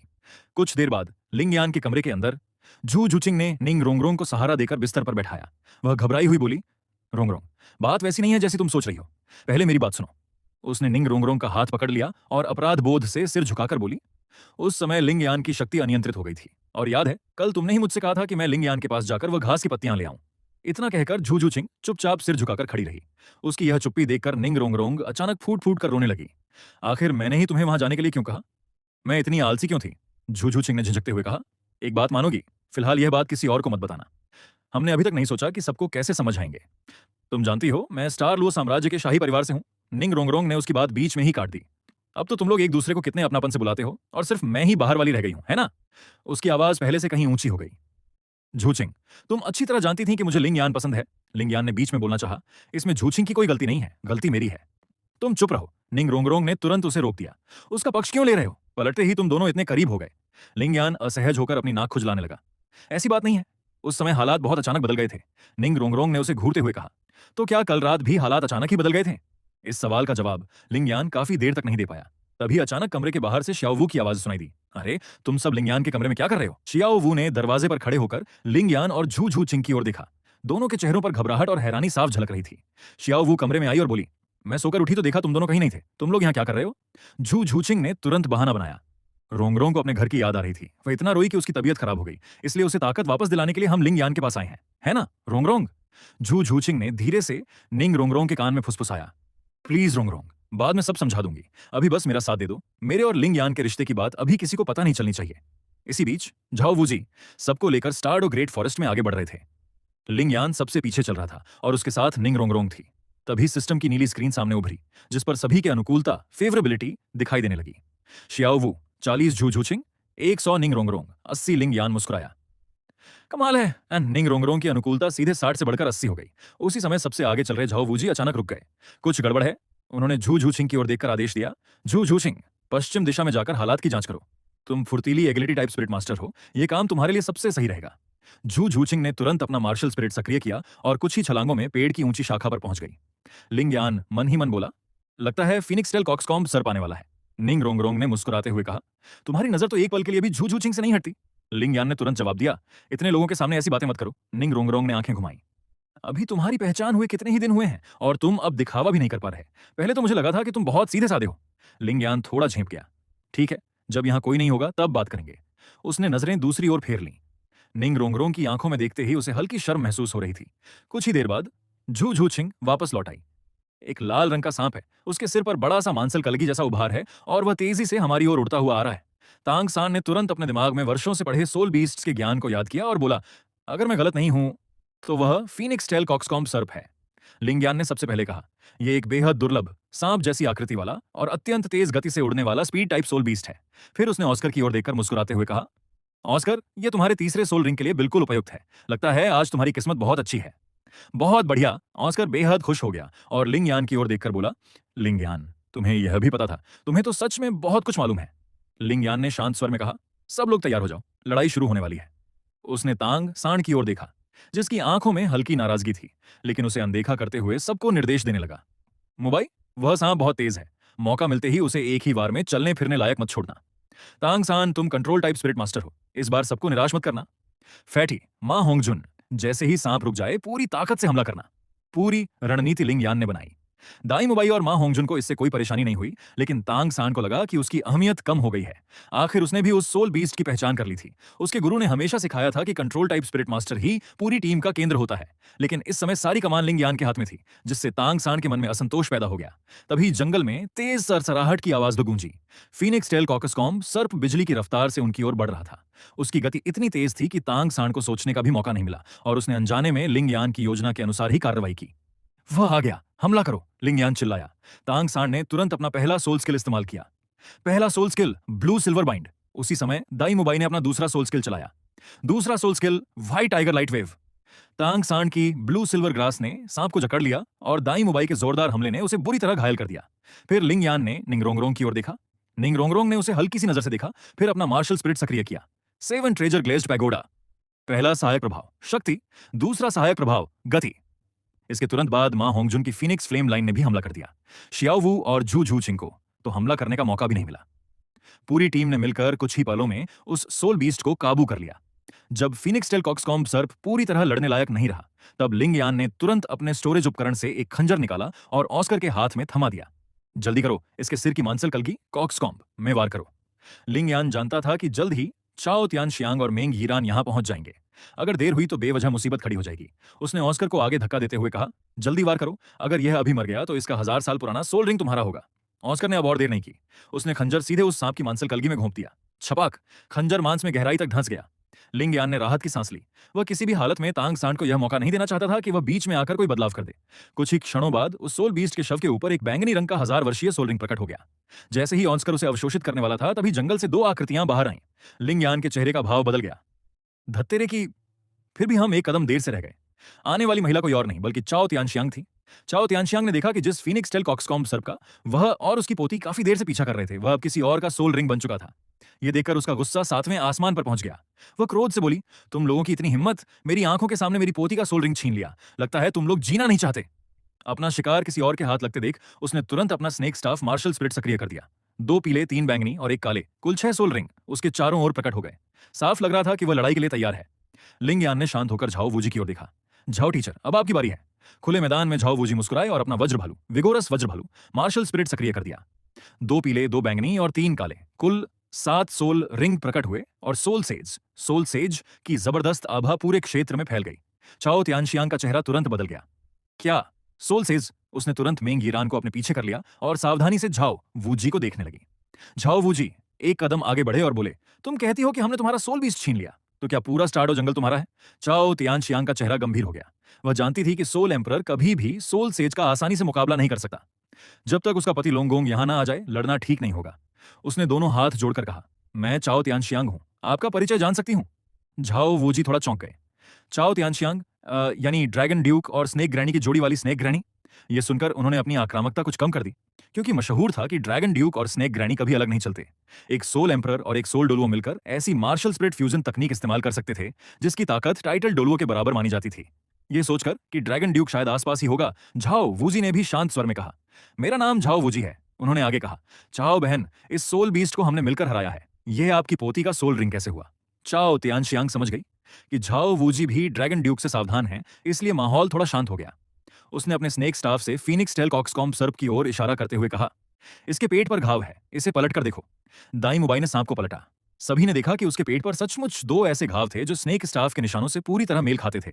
झाओ वूजी ने सिर हिलाया। चाओ बहन, अब जब बात यहां तक आई गई है। इसके बाद दोनों धीरे धीरे आपस में समझौते की बात करने लगे। उधर लिंग यान की नजर मेंग हीरान पर पड़ी। उसकी खूबसूरती देखकर उसने अनजाने में कुछ पल ज्यादा देख लिया। यह बात निंग रोंगरोंग से छिपी नहीं। वह तुरंत लिंग यान के पास आई और धीमी आवाज में धमकी दी, अगर तुमने उस लड़की में जरा भी दिलचस्पी दिखाई तो मैं दादाजी जियान स्वॉर्ड डोलुओ से तुम्हें मरवा दूंगी। इतना कहते हुए उसने लिंग यान की कमर पर जोर से चुटकी काट दी। अरे अरे, क्या कर रही हो?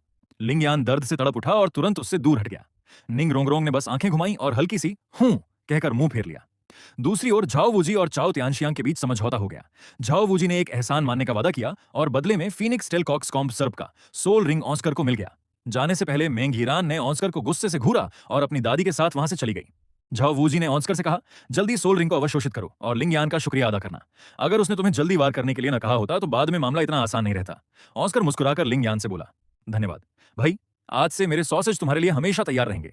लिंग यान हंसते हुए बोला, अगर एहसान चुकाने के नाम पर मुझे रोज सॉसेज ही खिलाने वाले हो तो इसे धन्यवाद नहीं बदला लेना कहते हैं। झांग मीबाई और मा होंगजुन जोर से हंस पड़े। इस तरह ऑस्कर का सोल रिंग सफलतापूर्वक प्राप्त हो गया। शाम होने पर ऑस्कर ने पूरी तरह से अपने सोल रिंग को अवशोषित कर लिया। अब अगला लक्ष्य था लिंग यान के लिए सोल रिंग ढूंढना। लिंग यान जानता था कि बस आज रात श्याओवू के दो मिंग द्वारा पकड़ लिए जाने और तलवार छिपकली स्वॉर्ड लिजर्ड के कुछ समय के लिए गायब होने का इंतजार करना होगा। फिर सारी समस्या अपने आप हल हो जाएगी। उसे पूरा विश्वास था कि उसका evil flame demonic dragon martial soul एक दिन इस महाद्वीप पर अपनी चमक बिखेरेगा। रात में कैंप की पहरेदारी के लिए झूझूछिंग, निंग रोंगरोंग और लिंग यान ने स्वयं आगे आकर जिम्मेदारी ली। अंधेरे में लिंग यान और झूझूछिंग एक दूसरे के सहारे बैठे थे। तभी निंग रोंगरोंग पास आकर बोली, तुम्हारी दूसरी मार्शल सोल आखिर है क्या? लिंग यान ने शांत स्वर में उत्तर दिया, ईविल फ्लेम डेमोनिक ड्रैगन। क्यों? निंग रोंगरोंग ने उत्सुकता से पूछा, क्या वह बहुत शक्तिशाली है? क्या उसमें आक्रमण करने की क्षमता भी है? हाँ, और मां होंगजुन के मार्शल सोल से भी थोड़ी अधिक शक्तिशाली है। तो फिर तुम्हें उसकी ईविल फ्लेम से परेशानी क्यों नहीं हुई? लिंग यान मुस्कुराया, क्योंकि पिछले कुछ वर्षों से मैंने अपनी दूसरी मार्शल सोल की बिल्कुल साधना नहीं की थी। मैंने तो बस 2 दिन पहले ही उसमें सोल रिंग जोड़ने का फैसला किया है। दोनों के बीच सवाल जवाब चलता रहा। इसी दौरान लिंग यान के हाथ भी कुछ ज्यादा ही शरारती हो गए। मूल योजना में निंग रोंगरोंग शामिल नहीं थी, लेकिन वह भी अनजाने में इस माहौल का हिस्सा बन गई। निंग रोंगरोंग ने कहा, तो इसका मतलब तुम एक शक्तिशाली बैटल सोल मास्टर भी बन सकते हो। इतना कहते हुए वह लिंग यान की ओर करीब आ गई। लिंग यान ने झू झूछिंग को अपनी बाहों में और कसकर पकड़ लिया। ऐसा ही समझ लो, लेकिन तुम आखिर कहना क्या चाहती हो? निंग रोंगरोंग ने गंभीर नजरों से झू झूछिंग की ओर देखा। झूछिंग, तुमने मेरा क्रश मुझसे छीन लिया, लेकिन मैं ये बात किसी को नहीं बताऊंगी। ये सुनकर झू झूछिंग खुश हो गई और धीमी आवाज में बोली, सच, बहुत बहुत धन्यवाद रोंगरोंग। लेकिन निंग रोंगरोंग तुरंत बोली, इतनी जल्दी खुश मत हो, मेरी एक शर्त है। उसका चेहरा हल्का लाल हो गया। मैं चाहती हूं कि लिंग यान मेरा बॉयफ्रेंड बने। यह सुनते ही लिंग यान और झू झूछिंग दोनों एक साथ चौंक गए। निंग रोंगरोंग ने आगे कहा, हमारे 7 ट्रेजर ग्लेज्ड टाइल पंथ का नियम है कि 7 treasure glazed tile martial soul वाले की जीवन साथी एक शक्तिशाली बैटल सोल मास्टर होना चाहिए। लिंग यान की मार्शल सोल बेहद शक्तिशाली है और मुझे वह पसंद है। अगर तुमने मना किया तो मैं तुम्हारे और लिंग यान के रिश्ते की बात दाई मुबाई को बता दूंगी। झू झूछिंग अविश्वास से उसे देखने लगी। रोंगरोंग निंग रोंगरोंग ने बिना झिझक जवाब दिया, अगर कल संयोग से तुम्हारी मुलाकात ईविल फ्लेम से पीड़ित लिंग यान से न हुई होती तो आज मैं ही उससे अपने प्यार का इजहार करती। मैं बाद में भी रह सकती हूं, लेकिन किसी भी हाल में लिंग यान को अपना बॉयफ्रेंड बनाऊंगी। इससे हम दोनों बराबर हो जाएंगे। यह अजीब सी दलील सुनकर लिंग यान भी खुद को रोक नहीं पाया और बोल पड़ा, बस करो, अगर तुम खुद पर काबू रख पाती तो आज हालात इतने उलझते ही नहीं। स्थिति पूरी तरह उलझ चुकी थी। निंग रोंगरोंग ने भी पलटकर जवाब दिया। फिर वह बिना झिझक लिंग यान की कमर पर बैठ गई और दोनों हाथों से उसका चेहरा पकड़ लिया। भागने की कोशिश मत करना, अगर भागे तो मैं दादाजी जान से तुम्हें मरवा दूंगी। इतना कहकर निंग रोंगरोंग ने अपनी आंखें बंद की और लिंग यान को चूमने के लिए झुक गई। लिंग यान ने दोनों हाथ जमीन पर टिकाए, जबकि झू झूछिंग शांत नजरों से दोनों को देखती रही। उसने उन्हें रोकने की कोई कोशिश नहीं की। आखिरकार लिंग यान ने भी अपनी आंखें बंद कर लीं। तभी अचानक कुछ गड़बड़ है, एक तेज चेतावनी भरी आवाज ने रात की खामोशी चीर दी। तीनों बुरी तरह चौंक गए। लिंग यान और निंग रोंगरोंग घबराकर जमीन पर गिर पड़े और तुरंत उठ खड़े हुए। कैंप की आग फिर से जला दी गई। दाई मुबाई सबसे पहले तंबू से बाहर निकला। झाओ वूजी ने तुरंत अपना मार्शल सोल प्रकट कर लिया और सभी लोग तंबुओं से बाहर आ गए। जल्दी उसी समय दूर से पेड़ों के एक एक करके गिरने की भयानक आवाज आने लगी। पूरी धरती कांप उठी। अंधेरे से पहाड़ जैसी विशाल आकृति बाहर आई। वह था जंगल का राजा टाइटन जाइंट ऐप।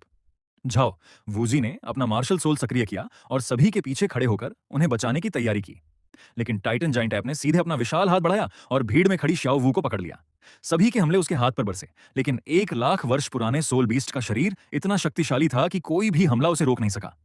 क्षण भर में श्याओ वू उसके हाथों में कैद हो गई।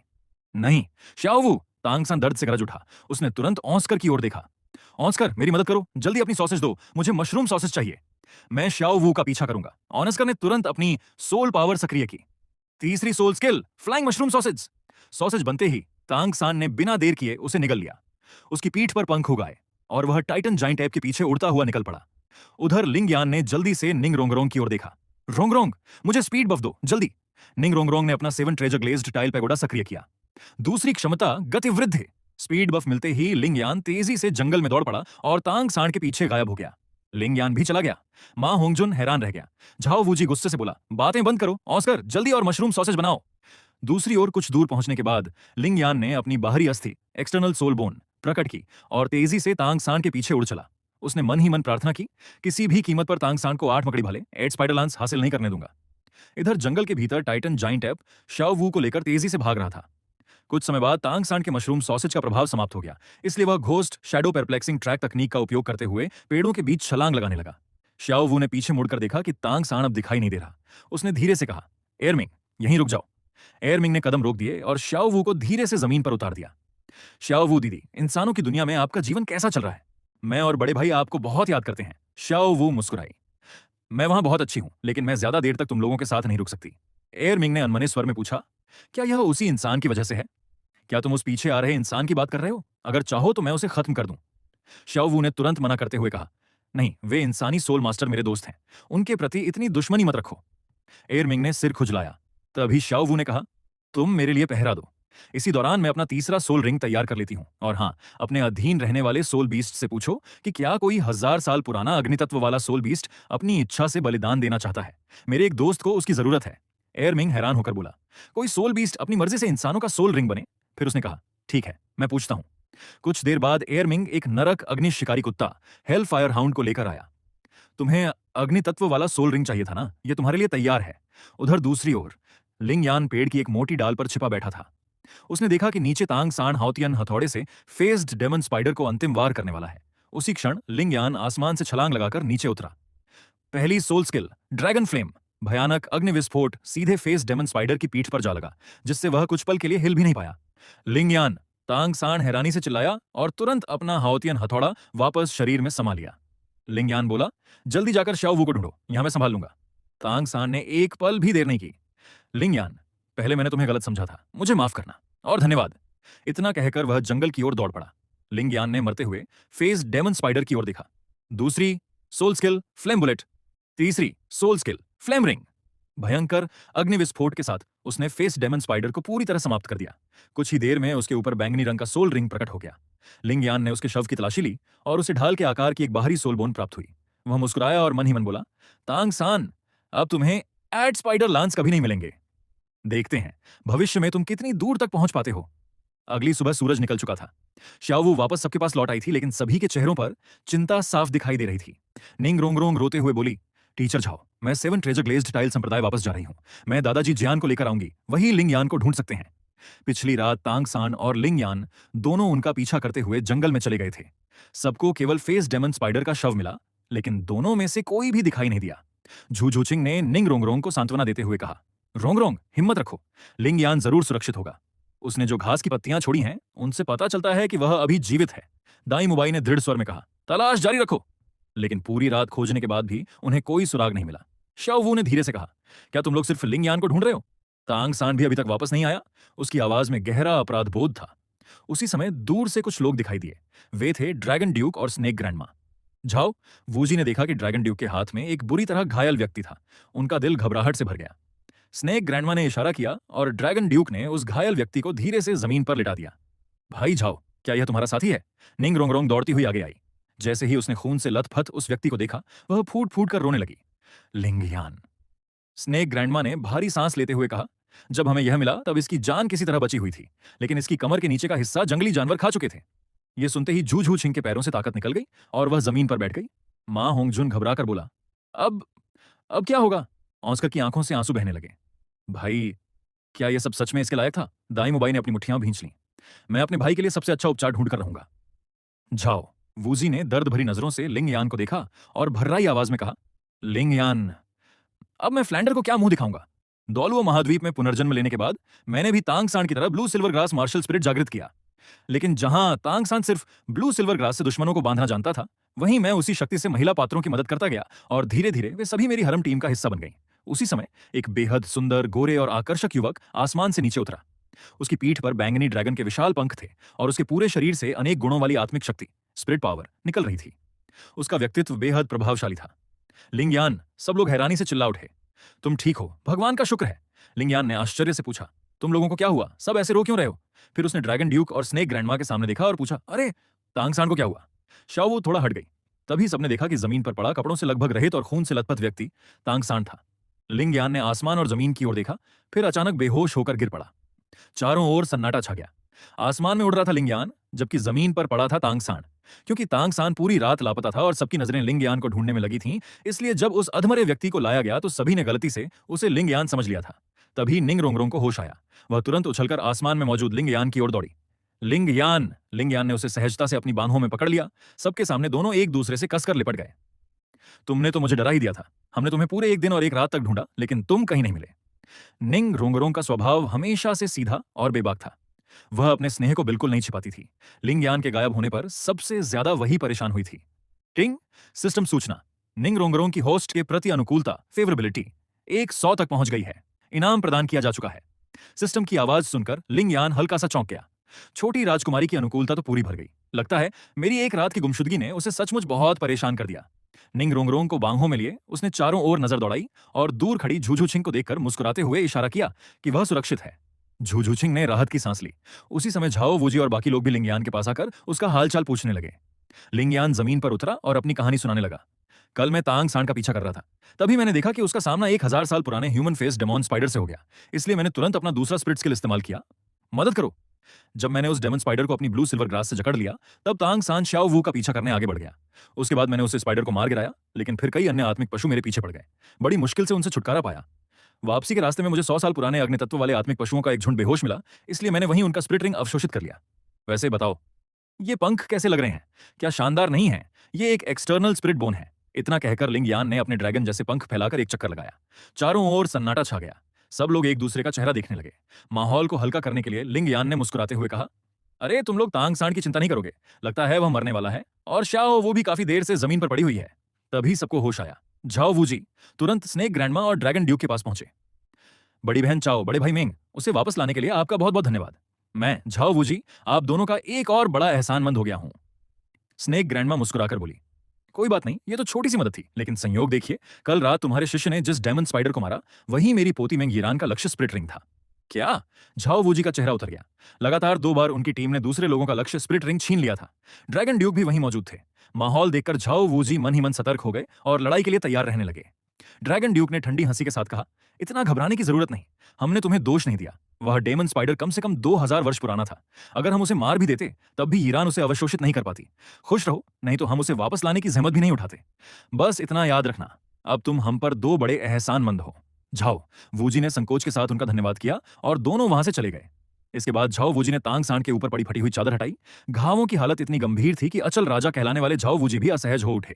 उन्होंने तुरंत कपड़ा वापस ढक दिया और लिंगयान की ओर देखकर पूछा, लिंगयान, क्या तुम उसे बचा सकते हो? लिंगयान पास गया, एक नजर डाली और तुरंत पीछे हट गया। उसके घाव बहुत गंभीर हैं। फिर वह झूझूछिंग और शाओ वू के पास पहुंचा। उसने पहले झूझूछिंग को सहारा दिया, फिर अपनी blue silver grass martial spirit निकालकर शाओ वू का उपचार करने लगा। कुछ ही देर बाद शाओ वू को होश आ गया। जागते ही उसने घबराकर तांग सांड की ओर देखा और पुकार उठी, भैया! लिंगयान ने उसे रोक लिया और जटिल भावों के साथ सिर हिलाया। शाओ वू रोते हुए लिंगयान की बांह पकड़कर बोली, कृपया तीसरे भाई, तांग सांड को बचा लो।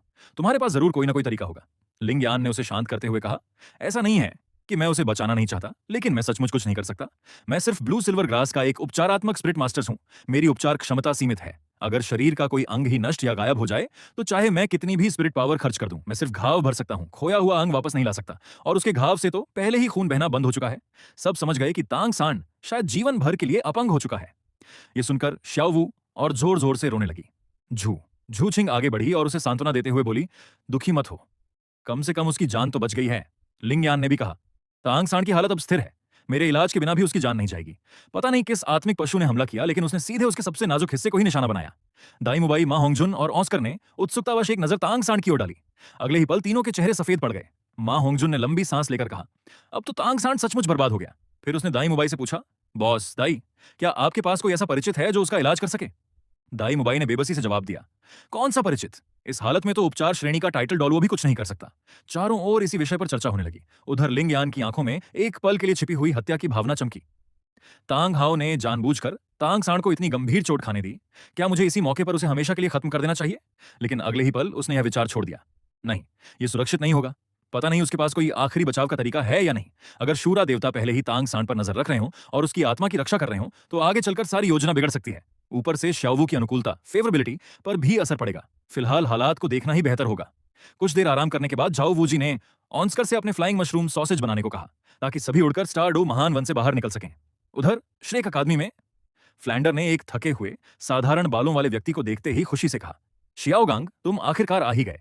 वह दौड़कर उसे गले लगा लिया। शियाओगांग मुस्कुराया और बोला, फ्लैंडर, तुम मेरे शिष्य से मिल चुके हो ना? बताओ, क्या वह बहुत प्रतिभाशाली नहीं है? फ्लैंडर ने सिर हिलाया। हाँ, वह सचमुच बहुत शानदार है, लेकिन मुझे तुमसे एक और भी जरूरी मदद चाहिए। वादा करो कि मना नहीं करोगे। शियाओगांग ने भौं उठाई और आत्मविश्वास से कहा, बताओ क्या बात है?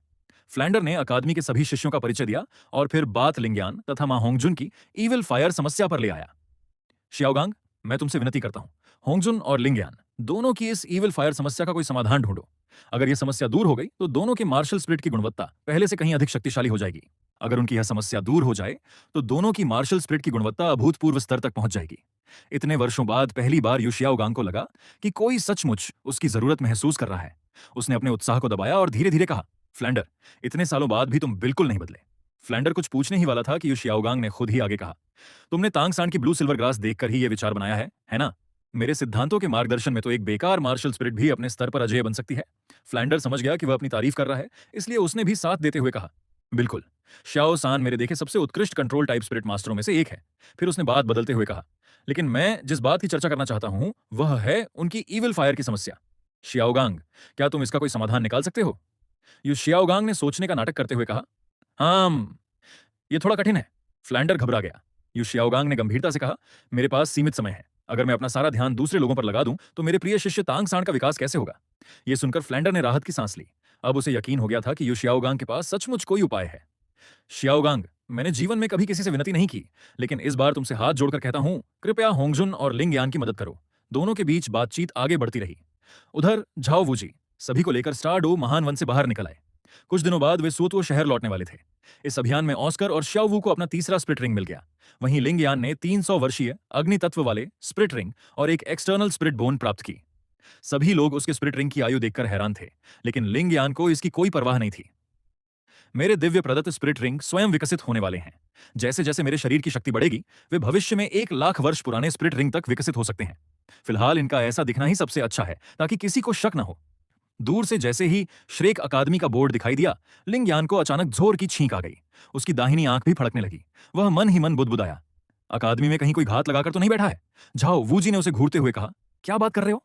मैं और फ्लैंडर दो सोल सेज, क्या तुम लोगों की रक्षा नहीं कर सकते?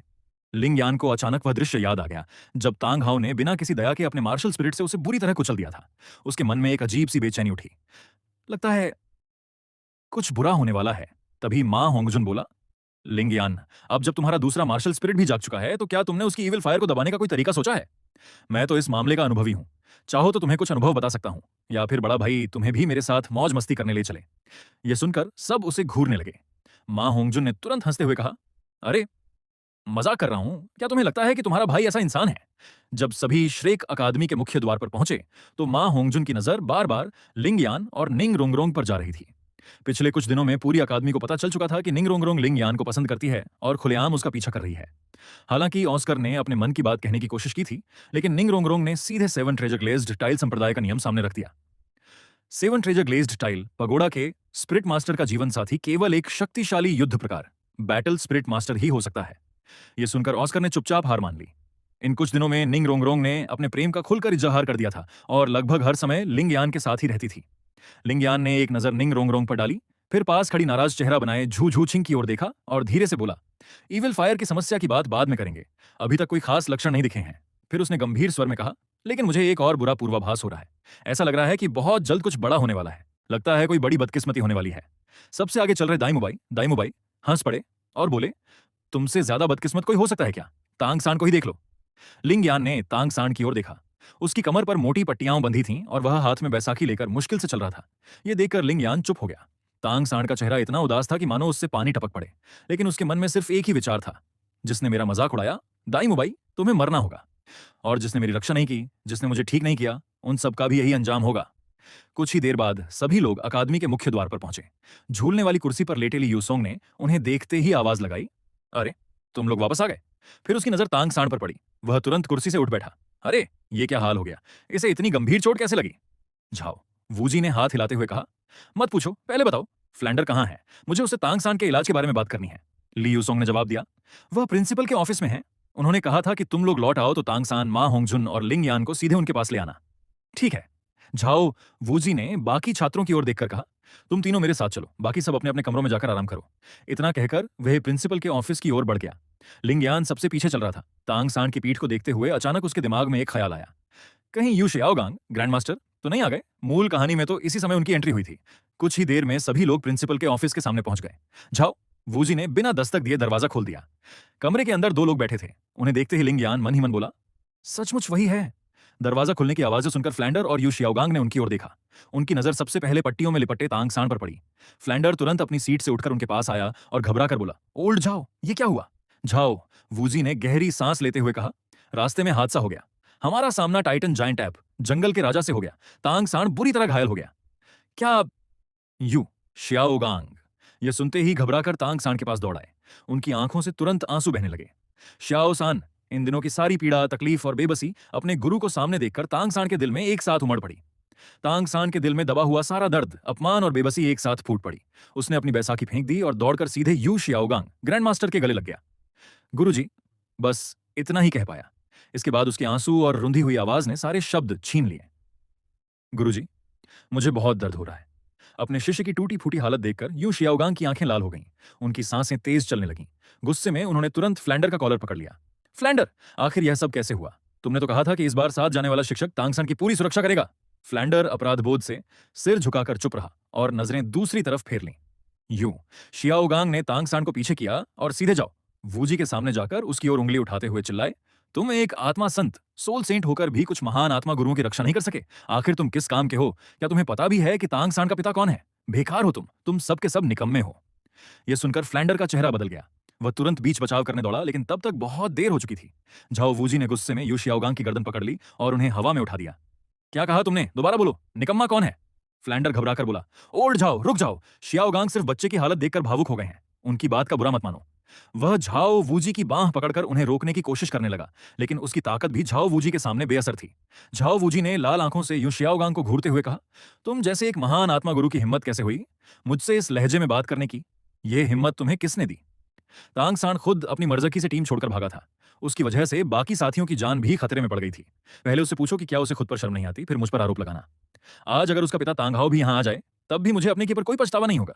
इतना कहकर झाओ वूजी ने जोर से फूंफकार भरी और ठंडे स्वर में बोला, फ्लैंडर, वो तुम्हारा दोस्त है, मेरा नहीं। अगर इसने फिर पागल कुत्ते की तरह मुझ पर भौंकना शुरू किया तो मुझे इसे पुराने दिनों का मेरा असली रूप दिखाने में जरा भी संकोच नहीं होगा।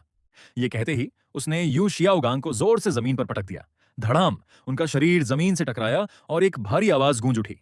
फ्लैंडर और तांगसान तुरंत दौड़कर उनके पास पहुंचे। गुरुजी, आप ठीक तो हैं? तांगसान घबराकर उनके सीने पर हाथ फेरने लगा, जबकि फ्लैंडर ने तुरंत अपनी आत्मिक शक्ति, सोल पावर, उनके शरीर में भेजकर उनकी स्थिति की जांच शुरू कर दी। उधर झाओ वूजी ने इन सब की ओर दोबारा देखने की भी जरूरत नहीं समझी। झाओ वूजी ने अब और बहस करना जरूरी नहीं समझा। वह एक कदम आगे बढ़ा, यू शियाओगांग की ओर उंगली उठाकर बोला, तुम ही यू शियाओगांग हो, है ना? मेरा नाम झाओ वूजी है। अगर इस अकादमी में रहना है तो आगे से मुझे देखते ही सिर झुकाकर बात करना। मुझे फर्क नहीं पड़ता कि लोग तुम्हें ग्रैंड मास्टर कहते हैं या कुछ और। मेरी नजर में सिर्फ दो तरह के लोग होते हैं, टाइटल डोलुओ और चींटी जैसे कमजोर। यहां तक कि सोल डोलुओ से भी मैं सीधे भिड़ने की हिम्मत रखता हूं। अगर आगे से फिर जोर जोर से चिल्लाए तो फ्लैंडर भी तुम्हें मुझसे नहीं बचा पाएगा। इतना कहकर झाओ वूजी मुड़ा और ऑफिस से बाहर निकल गया।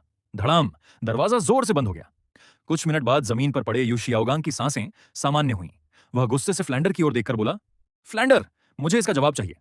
उसे लगा था कि फ्लैंडर का पुराना दोस्त होने के कारण अकादमी में उसकी काफी इज्जत होगी, लेकिन झाओ वूजी को सिर्फ एक गाली देने पर उसकी पिटाई हो गई, वह भी उसके प्रिय शिष्य तांगसान के सामने। इससे उसे गहरा अपमान महसूस हुआ। फ्लैंडर असहज होकर चुप रहा। आखिरकार उसने एक तरफ खड़े मा होंगजुन और लिंगयान की ओर देखा। होंगजुन, लिंगयान, मुझे विस्तार से बताओ कि तांग सांड के साथ आखिर हुआ क्या था। मा होंगजुन ने स्टारडो जंगल में हुई पूरी घटना बताई। कैसे शियाओवू को टाइटन जाइंट ऐप उठा ले गया, फिर तांग सान और लिंगयान दोनों अलग अलग समय पर टीम से बिछड़ गए और अगली सुबह तांग सान गंभीर हालत में वापस लाया गया। पूरी कहानी के दौरान तांग सान एक शब्द भी नहीं बोला। सब कुछ सुनने के बाद यू शियाओगांग ने गुस्से से पूछा, शियाओवू कहाँ है? तांग सान उसकी जान बचाने के लिए इतनी बुरी तरह घायल हो गया और वह खुद कहाँ है? मां होंगजुन ने कंधे उचकाते हुए कहा, शायद अपने हॉस्टल में होगी। यू शियाओगांग गुस्से में कुछ और कहने ही वाले थे कि तभी तांग सान ने बीच में रोक दिया। गुरुजी, इसमें शियाओवू की कोई गलती नहीं है। ये सब मेरी अपनी मर्जी से हुआ था। कृपया आप इस बारे में कुछ मत कहिए। यू शियाओगांग ने तांग सान की बात बीच में ही काट दी। उनकी आंखों में निराशा साफ दिखाई दे रही थी, मानो उन्हें अपने शिष्य से बहुत उम्मीदें थीं, लेकिन वह उनकी उम्मीदों पर खरा नहीं उतर रहा था। इसके बाद उन्होंने तुरंत मुड़कर सामने खड़े यू शियाओगांग की बात सुनकर फ्लैंडर की ओर देखते हुए वह बोले, फ्लैंडर, अभी इसी वक्त सोतो शहर के सबसे अच्छे हीलिंग स्पिरिट मास्टर को बुलाओ। चाहे कुछ भी हो जाए, मेरा शिष्य यहीं नहीं रुक सकता। तभी लिंगयान ने शांत स्वर में कहा, असल में अब उन्हें ज्यादा खतरा नहीं है। शायद कुछ ही दिनों में उनके सारे घाव पूरी तरह भर जाएंगे। यू शियाओगांग तुरंत गरज उठे, चुप रहो, घायल तुम नहीं हुए हो, फिर इतनी आसानी से ये बात कैसे कह सकते हो? तुम्हारा नाम क्या है? उनकी आंखें गुस्से से लाल थीं और सांसें तेज चल रही थीं। तभी तांग सांड आगे बढ़ा और बोला, गुरुजी, पूरे रास्ते लिंगयान ही मेरा इलाज करते रहे हैं। मेरे जख्म सचमुच लगभग ठीक हो चुके हैं। मां होंगजुन भी आगे आ गया और बोला, हाँ, अगर लिंगयान ना होता तो क्या आपको सच में लगता है कि तांग सांड आज जिंदा यहां तक पहुंच पाता? आपने उनका धन्यवाद तो दूर, उल्टा उन्हीं पर चिल्लाना शुरू कर दिया। यू शियाओगांग ने दोनों की बातों में से एक महत्वपूर्ण बात पकड़ ली। उन्होंने लिंगयान को घूरते हुए पूछा, तो तुम ही लिंगयान हो? वही जिसने ब्लू सिल्वर ग्रास को हीलिंग स्पिरिट बना दिया और जिसके पास इविल फ्लेम डेमन स्नेक वाला दूसरा जुड़वां स्पिरिट भी है? लिंगयान ने उनकी बात का कोई जवाब नहीं दिया। उसने फ्लैंडर की ओर देखकर कहा, मैं थक गया हूं, अब वापस जाकर आराम करना चाहता हूं, आप लोग बात कीजिए। इतना कहकर वह मुड़कर जाने लगा। तभी यू शियाओगांग ने तेज आवाज में कहा, रुको, बड़ों के सामने यही तुम्हारा सम्मान दिखाने का तरीका है? लिंगयान मुड़ा, उसकी आंखों में कोई भाव नहीं था। बड़े, आप कौन हैं? क्या मैं आपको जानता भी हूं? तभी तांग सांड आगे आया और बोला, लिंगयान, ग्रैंड मास्टर मेरे गुरु हैं। तुम्हें उनके साथ ऐसा व्यवहार नहीं करना चाहिए। चाहे तुमने मेरी जान बचाई हो, फिर भी मैं अपने गुरु का अपमान बिल्कुल बर्दाश्त नहीं करूंगा। लिंगयान ये सुनकर पूरी तरह निरुत्तर रह गया। उसी समय मां होंगजुन ने तांग सांड की ओर उंगली उठाकर गुस्से में कहा, तांग सांड, तुम्हारी ये बात तो बहुत एहसान फरामोश वाली है। लिंगयान ने पूरे रास्ते अपनी ज्यादातर आत्मिक शक्ति, सोल पावर, तुम्हारा इलाज करने में लगा दी और अब तुम उसी से इस तरह बात कर रहे हो? तांग सांड थोड़ा हकलाते हुए बोला, वो क्योंकि उसने मेरे गुरु का सम्मान नहीं किया। यह सुनकर लिंगयान हंस पड़ा।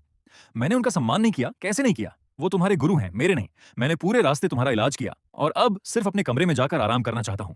इसमें आखिर गलत क्या है? इस बार तांग सांड के पास जवाब देने के लिए कोई बहाना नहीं बचा। फिर भी उसके चेहरे पर अपनी गलती मानने का कोई भाव नहीं था। कुछ देर तक दोनों पक्ष आमने सामने खड़े रहे।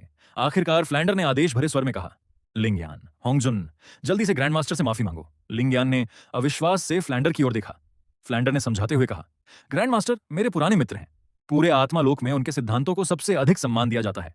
मैंने उन्हें यहां दो कारणों से बुलाया है। पहला, ताकि भविष्य में वे तुम्हें पढ़ाएं और तुम्हारी प्रगति में मदद करें। दूसरा और सबसे महत्वपूर्ण कारण, तुम्हारे और होंगजुन की ईविल फ्लेम, दुष्ट अग्निस की समस्या का समाधान करना। इसलिए अभी उनसे माफी मांगो। फिर उसने आगे कहा, लिंगयान, तुम तो अपने दूसरे मार्शल स्पिरिट की साधना शुरू करने वाले थे, है ना? तांग सान भी ट्विन मार्शल स्पिरिट का मालिक है। अगर तुम्हें ग्रैंड मास्टर का मार्गदर्शन मिल गया तो भविष्य में तुम ट्विन मार्शल स्पिरिट की सबसे बड़ी कमजोरी से बच सकते हो और अपने दूसरे मार्शल स्पिरिट में 9-10 हजार वर्षीय स्पिरिट रिंग जोड़ पाओगे। लिंगयान ने गहरी सांस ली। उसके चेहरे पर साफ थकान झलक रही थी। उसने फ्लैंडर की ओर हाथ हिलाते हुए कहा, अब इसकी जरूरत नहीं है। मेरे दूसरे मार्शल स्पिरिट में पहले से ही स्पिरिट रिंग जुड़ चुकी है। क्या?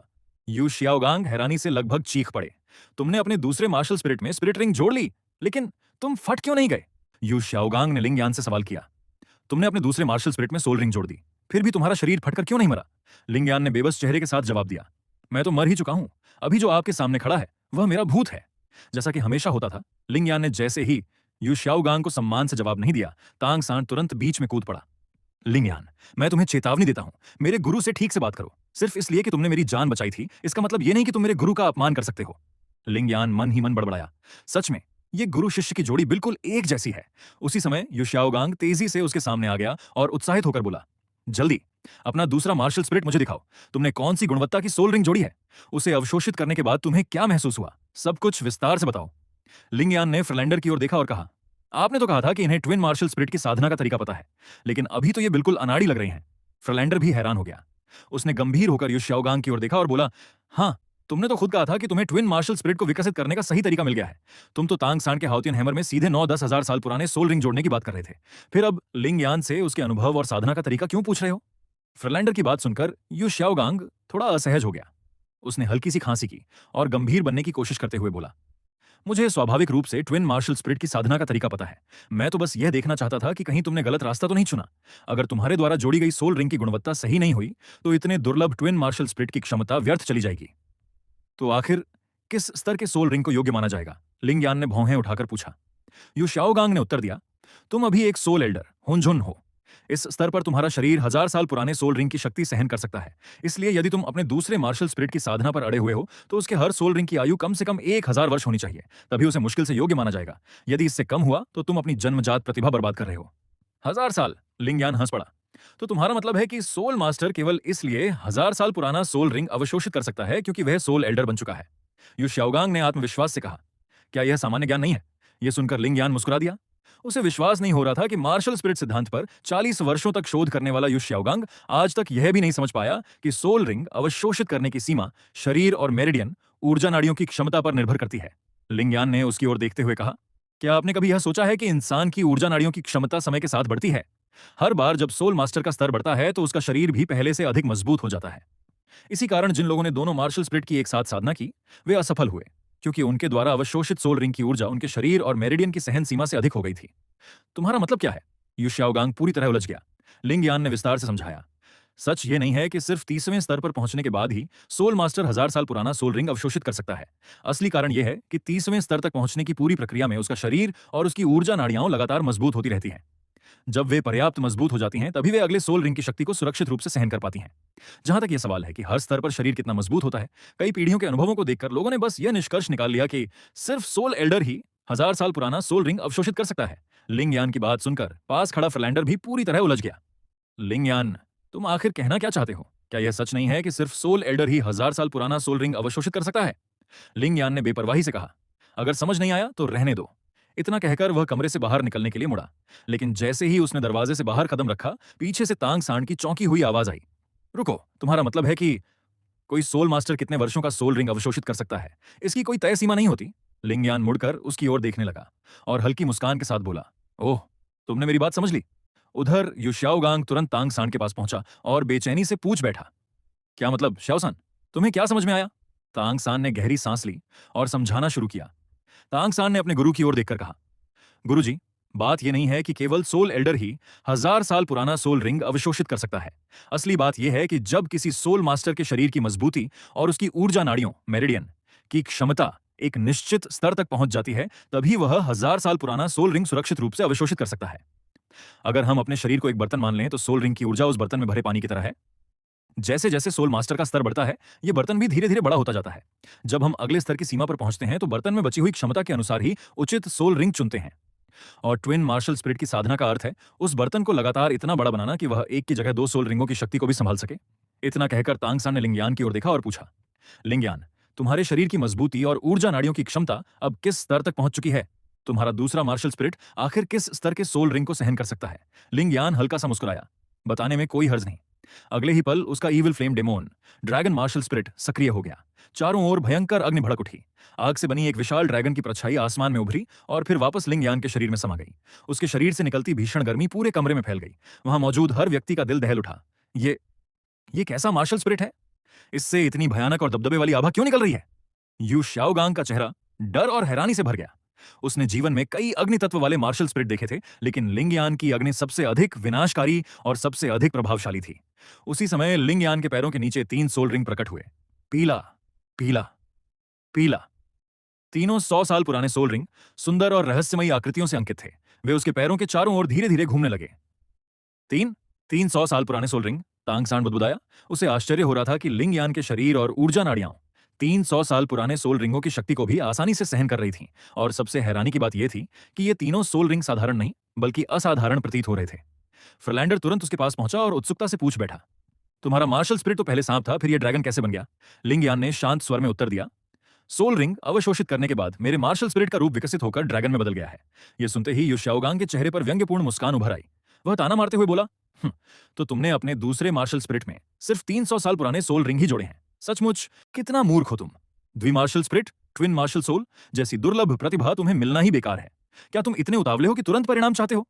लिंगयान ने तांग सांड की ओर देखते हुए पूछा। तांग सांड, क्या तुम भी यही सोचते हो? तांग सांड ने कुछ नहीं कहा, उसकी झिझक भरी नजरें ही सब कुछ बता रही थीं। लिंगयान हल्के से हंसा, फिर बिना कुछ कहे मुड़ा और कार्यालय से बाहर निकल गया। यूं, शियाओगांग उसके पीछे जोर से चिल्लाया। लिंगयान, आखिर तुम्हारा मतलब क्या है? लेकिन इस बार लिंगयान ने पीछे मुड़कर भी नहीं देखा। इसके बाद यू शियाओगांग ने तांग सांड की ओर देखा और पूछा, शाओ सांन, वह आखिर कहना क्या चाहता था? तांग सांन ने धीरे से सिर उठाया और अपने गुरु की आंखों में देखते हुए पूछा, गुरुजी, क्या आपको सच में पूरा विश्वास है कि आप मेरे दूसरे मार्शल स्पिरिट पर 9-10 हजार वर्षीय 10 हजार वर्ष आत्मा छल्ले सोल रिंग्स जोड़ पाएंगे? यह सुनते ही यू शियाओगांग मानो बिजली गिरने जैसा स्तब्ध रह गया। उसे पहली बार तांगसांड की आंखों में अपने प्रति संदेह दिखाई दिया। सबसे बड़ी बात यह थी कि वह स्वयं भी नहीं जानता था कि हाउथियन हथौड़े, क्लियर स्काई हैमर पर 9-10 हजार वर्षीय आत्मा छल्ले कैसे जोड़े जाएंगे। उसने कभी इस योजना को वास्तव में अमल में लाने के बारे में गंभीरता से सोचा ही नहीं था। अगर ऐसा किया गया तो क्या तांग सांड का शरीर फटकर नष्ट नहीं हो जाएगा?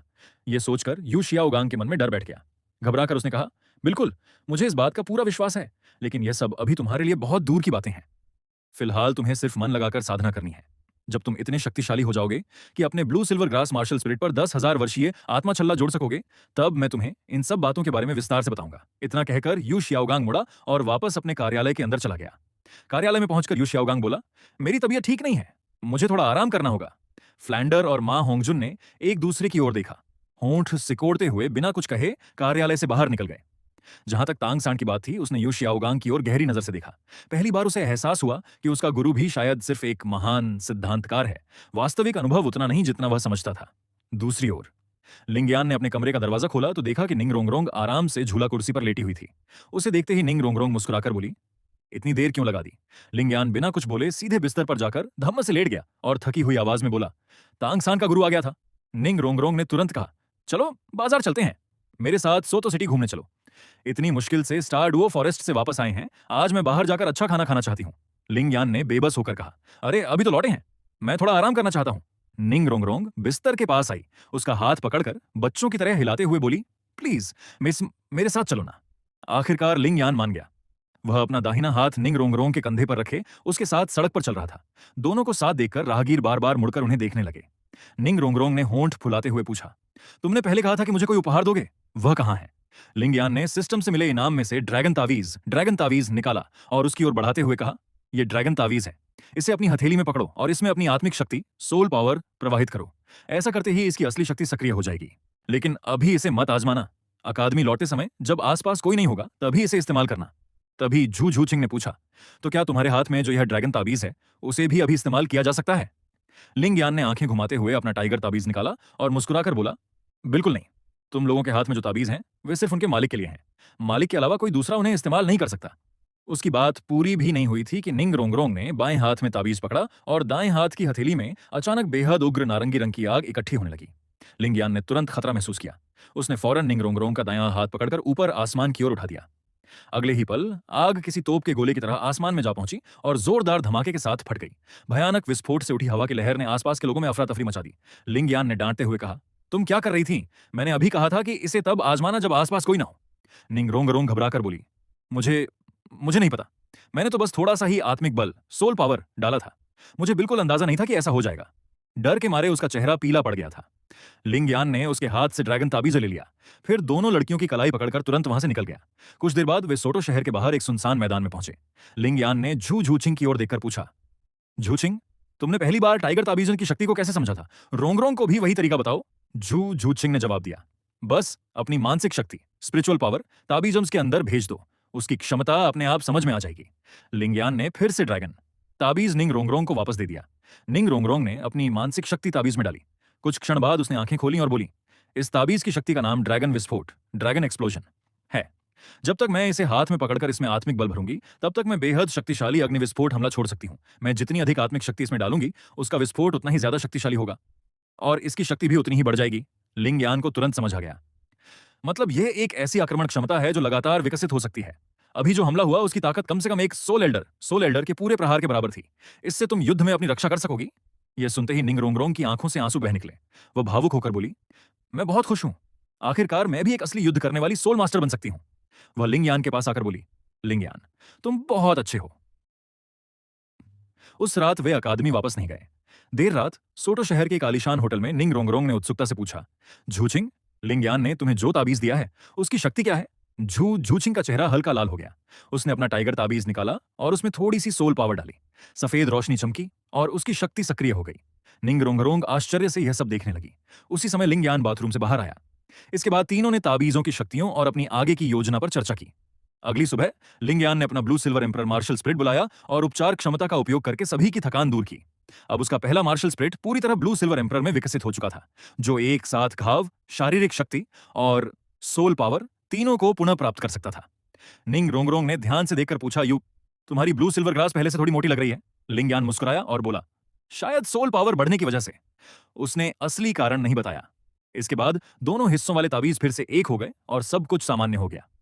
तीनों ने अपना सामान समेटा और अकादमी लौटने की तैयारी की। झूझूचिंग और निंग रोंगरोंग ने खास तौर पर लिंगयान से कहा कि वह उनके साथ एक ही समय पर अकादमी वापस न लौटे। जब सूरज काफी ऊपर चढ़ चुका था तब तीनों अपनी अपनी राह से अकादमी की ओर लौट पड़े। आखिरकार वे सभी अकादमी पहुंच गए। अकादमी के मैदान में सभी छात्र इकट्ठा थे। यूं शियाओगांग मास्टर ने सबकी ओर देखा और फिर अपनी नजर दाई मुबाई पर टिकाई। मुबाई, बिना किसी की हड्डी तोड़े या गंभीर चोट पहुंचाए इन सातों को एक एक करके हराओ। फिर उसने लिंगयान की ओर देखते हुए कहा, शुरुआत तुमसे होगी। लिंगयान, सुना है तुमने अपने दूसरे मार्शल स्पिरिट की साधना शुरू कर दी है। मुझे दिखाओ कि तुम्हारे 300 वर्षीय सोल रिंग कितनी ताकत दे सकते हैं। लिंगयान ने शांत स्वर में कहा, तीनों सोल रिंग अवशोषित करने के बाद मैं अब लेवल 36 पर पहुंच गया हूं। यह सुनकर यूशियाओगांग का चेहरा सख्त हो गया। वह डांटते हुए बोला, मैंने तुमसे तुम्हारा लेवल नहीं पूछा। क्या कुछ लेवल बढ़ जाने से तुम्हें लगता है कि तुम बहुत महान हो गए हो? फिर उसने दाई मुबाई की ओर मुड़कर आदेश दिया, मुबाई, अपनी पूरी ताकत से इसे हराओ। दाई मुबाई आगे बढ़ा, लिंगयान आओ। दोनों मैदान के बीचों बीच आकर आमने सामने खड़े हो गए। लिंगयान ने चुपचाप अपनी सोल पावर को सक्रिय किया। Evil flame demonic dragon, martial spirit, प्रकट हो। एक पल में आग तत्व की प्रचंड शक्ति उसके शरीर से फूट पड़ी। विशाल बैंगनी ड्रैगन की एक छाया प्रकट हुई और तेजी से उसके शरीर में समा गई। लिंगयान के बाल बैंगनी हो गए और हवा में लहराने लगे। उसकी आंखों में बैंगनी ज्वालाएं जल उठीं। वह मानो अग्नि का सम्राट बन गया हो। उसकी दबदबे वाली आभा देखकर मैदान में मौजूद सभी लोग स्तब्ध रह गए। निंग रोंगरोंग उत्साह से चिल्लाई, लिंगयान, तुम कितने हैंडसम लग रहे हो, मैं तो तुम पर फिदा हो गई। झूझूचिंग भी उसकी ओर एकटक देखती रही और मन ही मन उसके दूसरे मार्शल स्पिरिट की शक्ति की प्रशंसा करने लगी। उसी समय तांग सान ने देखा कि शाओ वो भी लिंगयान को अलग ही नजरों से देख रही है। यह देखकर उसके मन में जलन और ईर्ष्या भर गई। वह जल्दी से शाओ वू के पास जाकर बोला, शाओ वू, मेरे पास भी दूसरा मार्शल स्पिरिट है। जब मेरा लेवल और बढ़ जाएगा तब मैं भी उसकी साधना करूंगा। उस समय मैं लिंगयान से भी ज्यादा शक्तिशाली बनूंगा। शाओ वू ने नजरें चुराई और उससे थोड़ा दूर हटते हुए कहा, मुझे ये सब क्यों बता रहे हो? ये तुम्हारा अपना मामला है। तांग सान यह जवाब सुनकर वहीं स्तब्ध रह गया। तांग सान मानो बिजली गिरने जैसा स्तब्ध रह गया। उसकी आंखों की चमक धीरे धीरे फीकी पड़ गई। उसने अपनी मुट्ठियां कसकर भींच लीं। उसके मन में हीन भावना और गुस्सा दोनों उमड़ रहे थे। उधर अकादमी के मैदान में दाई मुबाई ने अपना व्हाइट टाइगर मार्शल स्पिरिट सक्रिय किया और हंसते हुए बोला, भाई कमाल कर दिया। अब मुझे भी दिखाओ कि तुम्हारा दूसरा मार्शल स्पिरिट आखिर कितना ताकतवर है। लिंगयान ने हल्की मुस्कान के साथ कहा, पहला सोल स्किल, ड्रैगन फिस्ट। जैसे ही उसने यह कहा, उसकी दोनों मुट्ठियां बैंगनी लपटों से ढक गईं। अगले ही पल वह अपनी जगह से गायब हो गया और बिजली की गति से दाई मुबाई की ओर झपटा। दाई मुबाई ने भी जरा सी लापरवाही नहीं की। उसने तुरंत अपना तीसरा सोल स्किल, फाइट टाइगर, वज्र रूप सक्रिय कर लिया और सामने से हमला रोकने के लिए बढ़ गया। दोनों की टक्कर होते ही मैदान में जोरदार धमाका गूंज उठा। हर बार जब दाई मुबाई का हमला लिंगयान को लगने ही वाला होता, लिंगयान अपनी बेहतरीन चालों और फुर्ती से उसे आसानी से चकमा दे देता। यह सब अनुभव उसने वर्षों तक सोल एरिना में लड़ाइयां लड़कर हासिल किया था। युद्ध कौशल के मामले में वह अपने समान स्तर के किसी भी सोल मास्टर से कहीं आगे था। दाई मुबाई के लिए उसके हमलों का बचाव करना ही मुश्किल होता जा रहा था। कुछ देर बाद लिंगयान अचानक पीछे हट गया और बोला, मुबाई, अब जरा गंभीर हो जाओ। मैं अपना दूसरा सोल स्किल इस्तेमाल करने वाला हूं। दाई मुबाई ने राहत की सांस लेते हुए कहा, बहुत बढ़िया, यही तो चाहता था। उसने तुरंत अपना दूसरा soul skill, white tiger light wave, तैयार करना शुरू किया। उसके मुंह के सामने तेज ऊर्जा इकट्ठी होने लगी। उधर लिंगयान ने भी अपना दूसरा सोल स्किल सक्रिय किया, फ्लेम बम। क्षण भर में उसके चारों ओर बैंगनी रंग के तपते हुए अग्निगोले प्रकट हो गए। अगले ही पल कई अग्निगोले दाई मुबाई की व्हाइट टाइगर लाइट वेव से सीधी टक्कर लेने के लिए तेजी से आगे बढ़े। दोनों शक्तिशाली हमले आपस में भिड़ते ही एक भयंकर विस्फोट के साथ पूरा मैदान कांप उठा।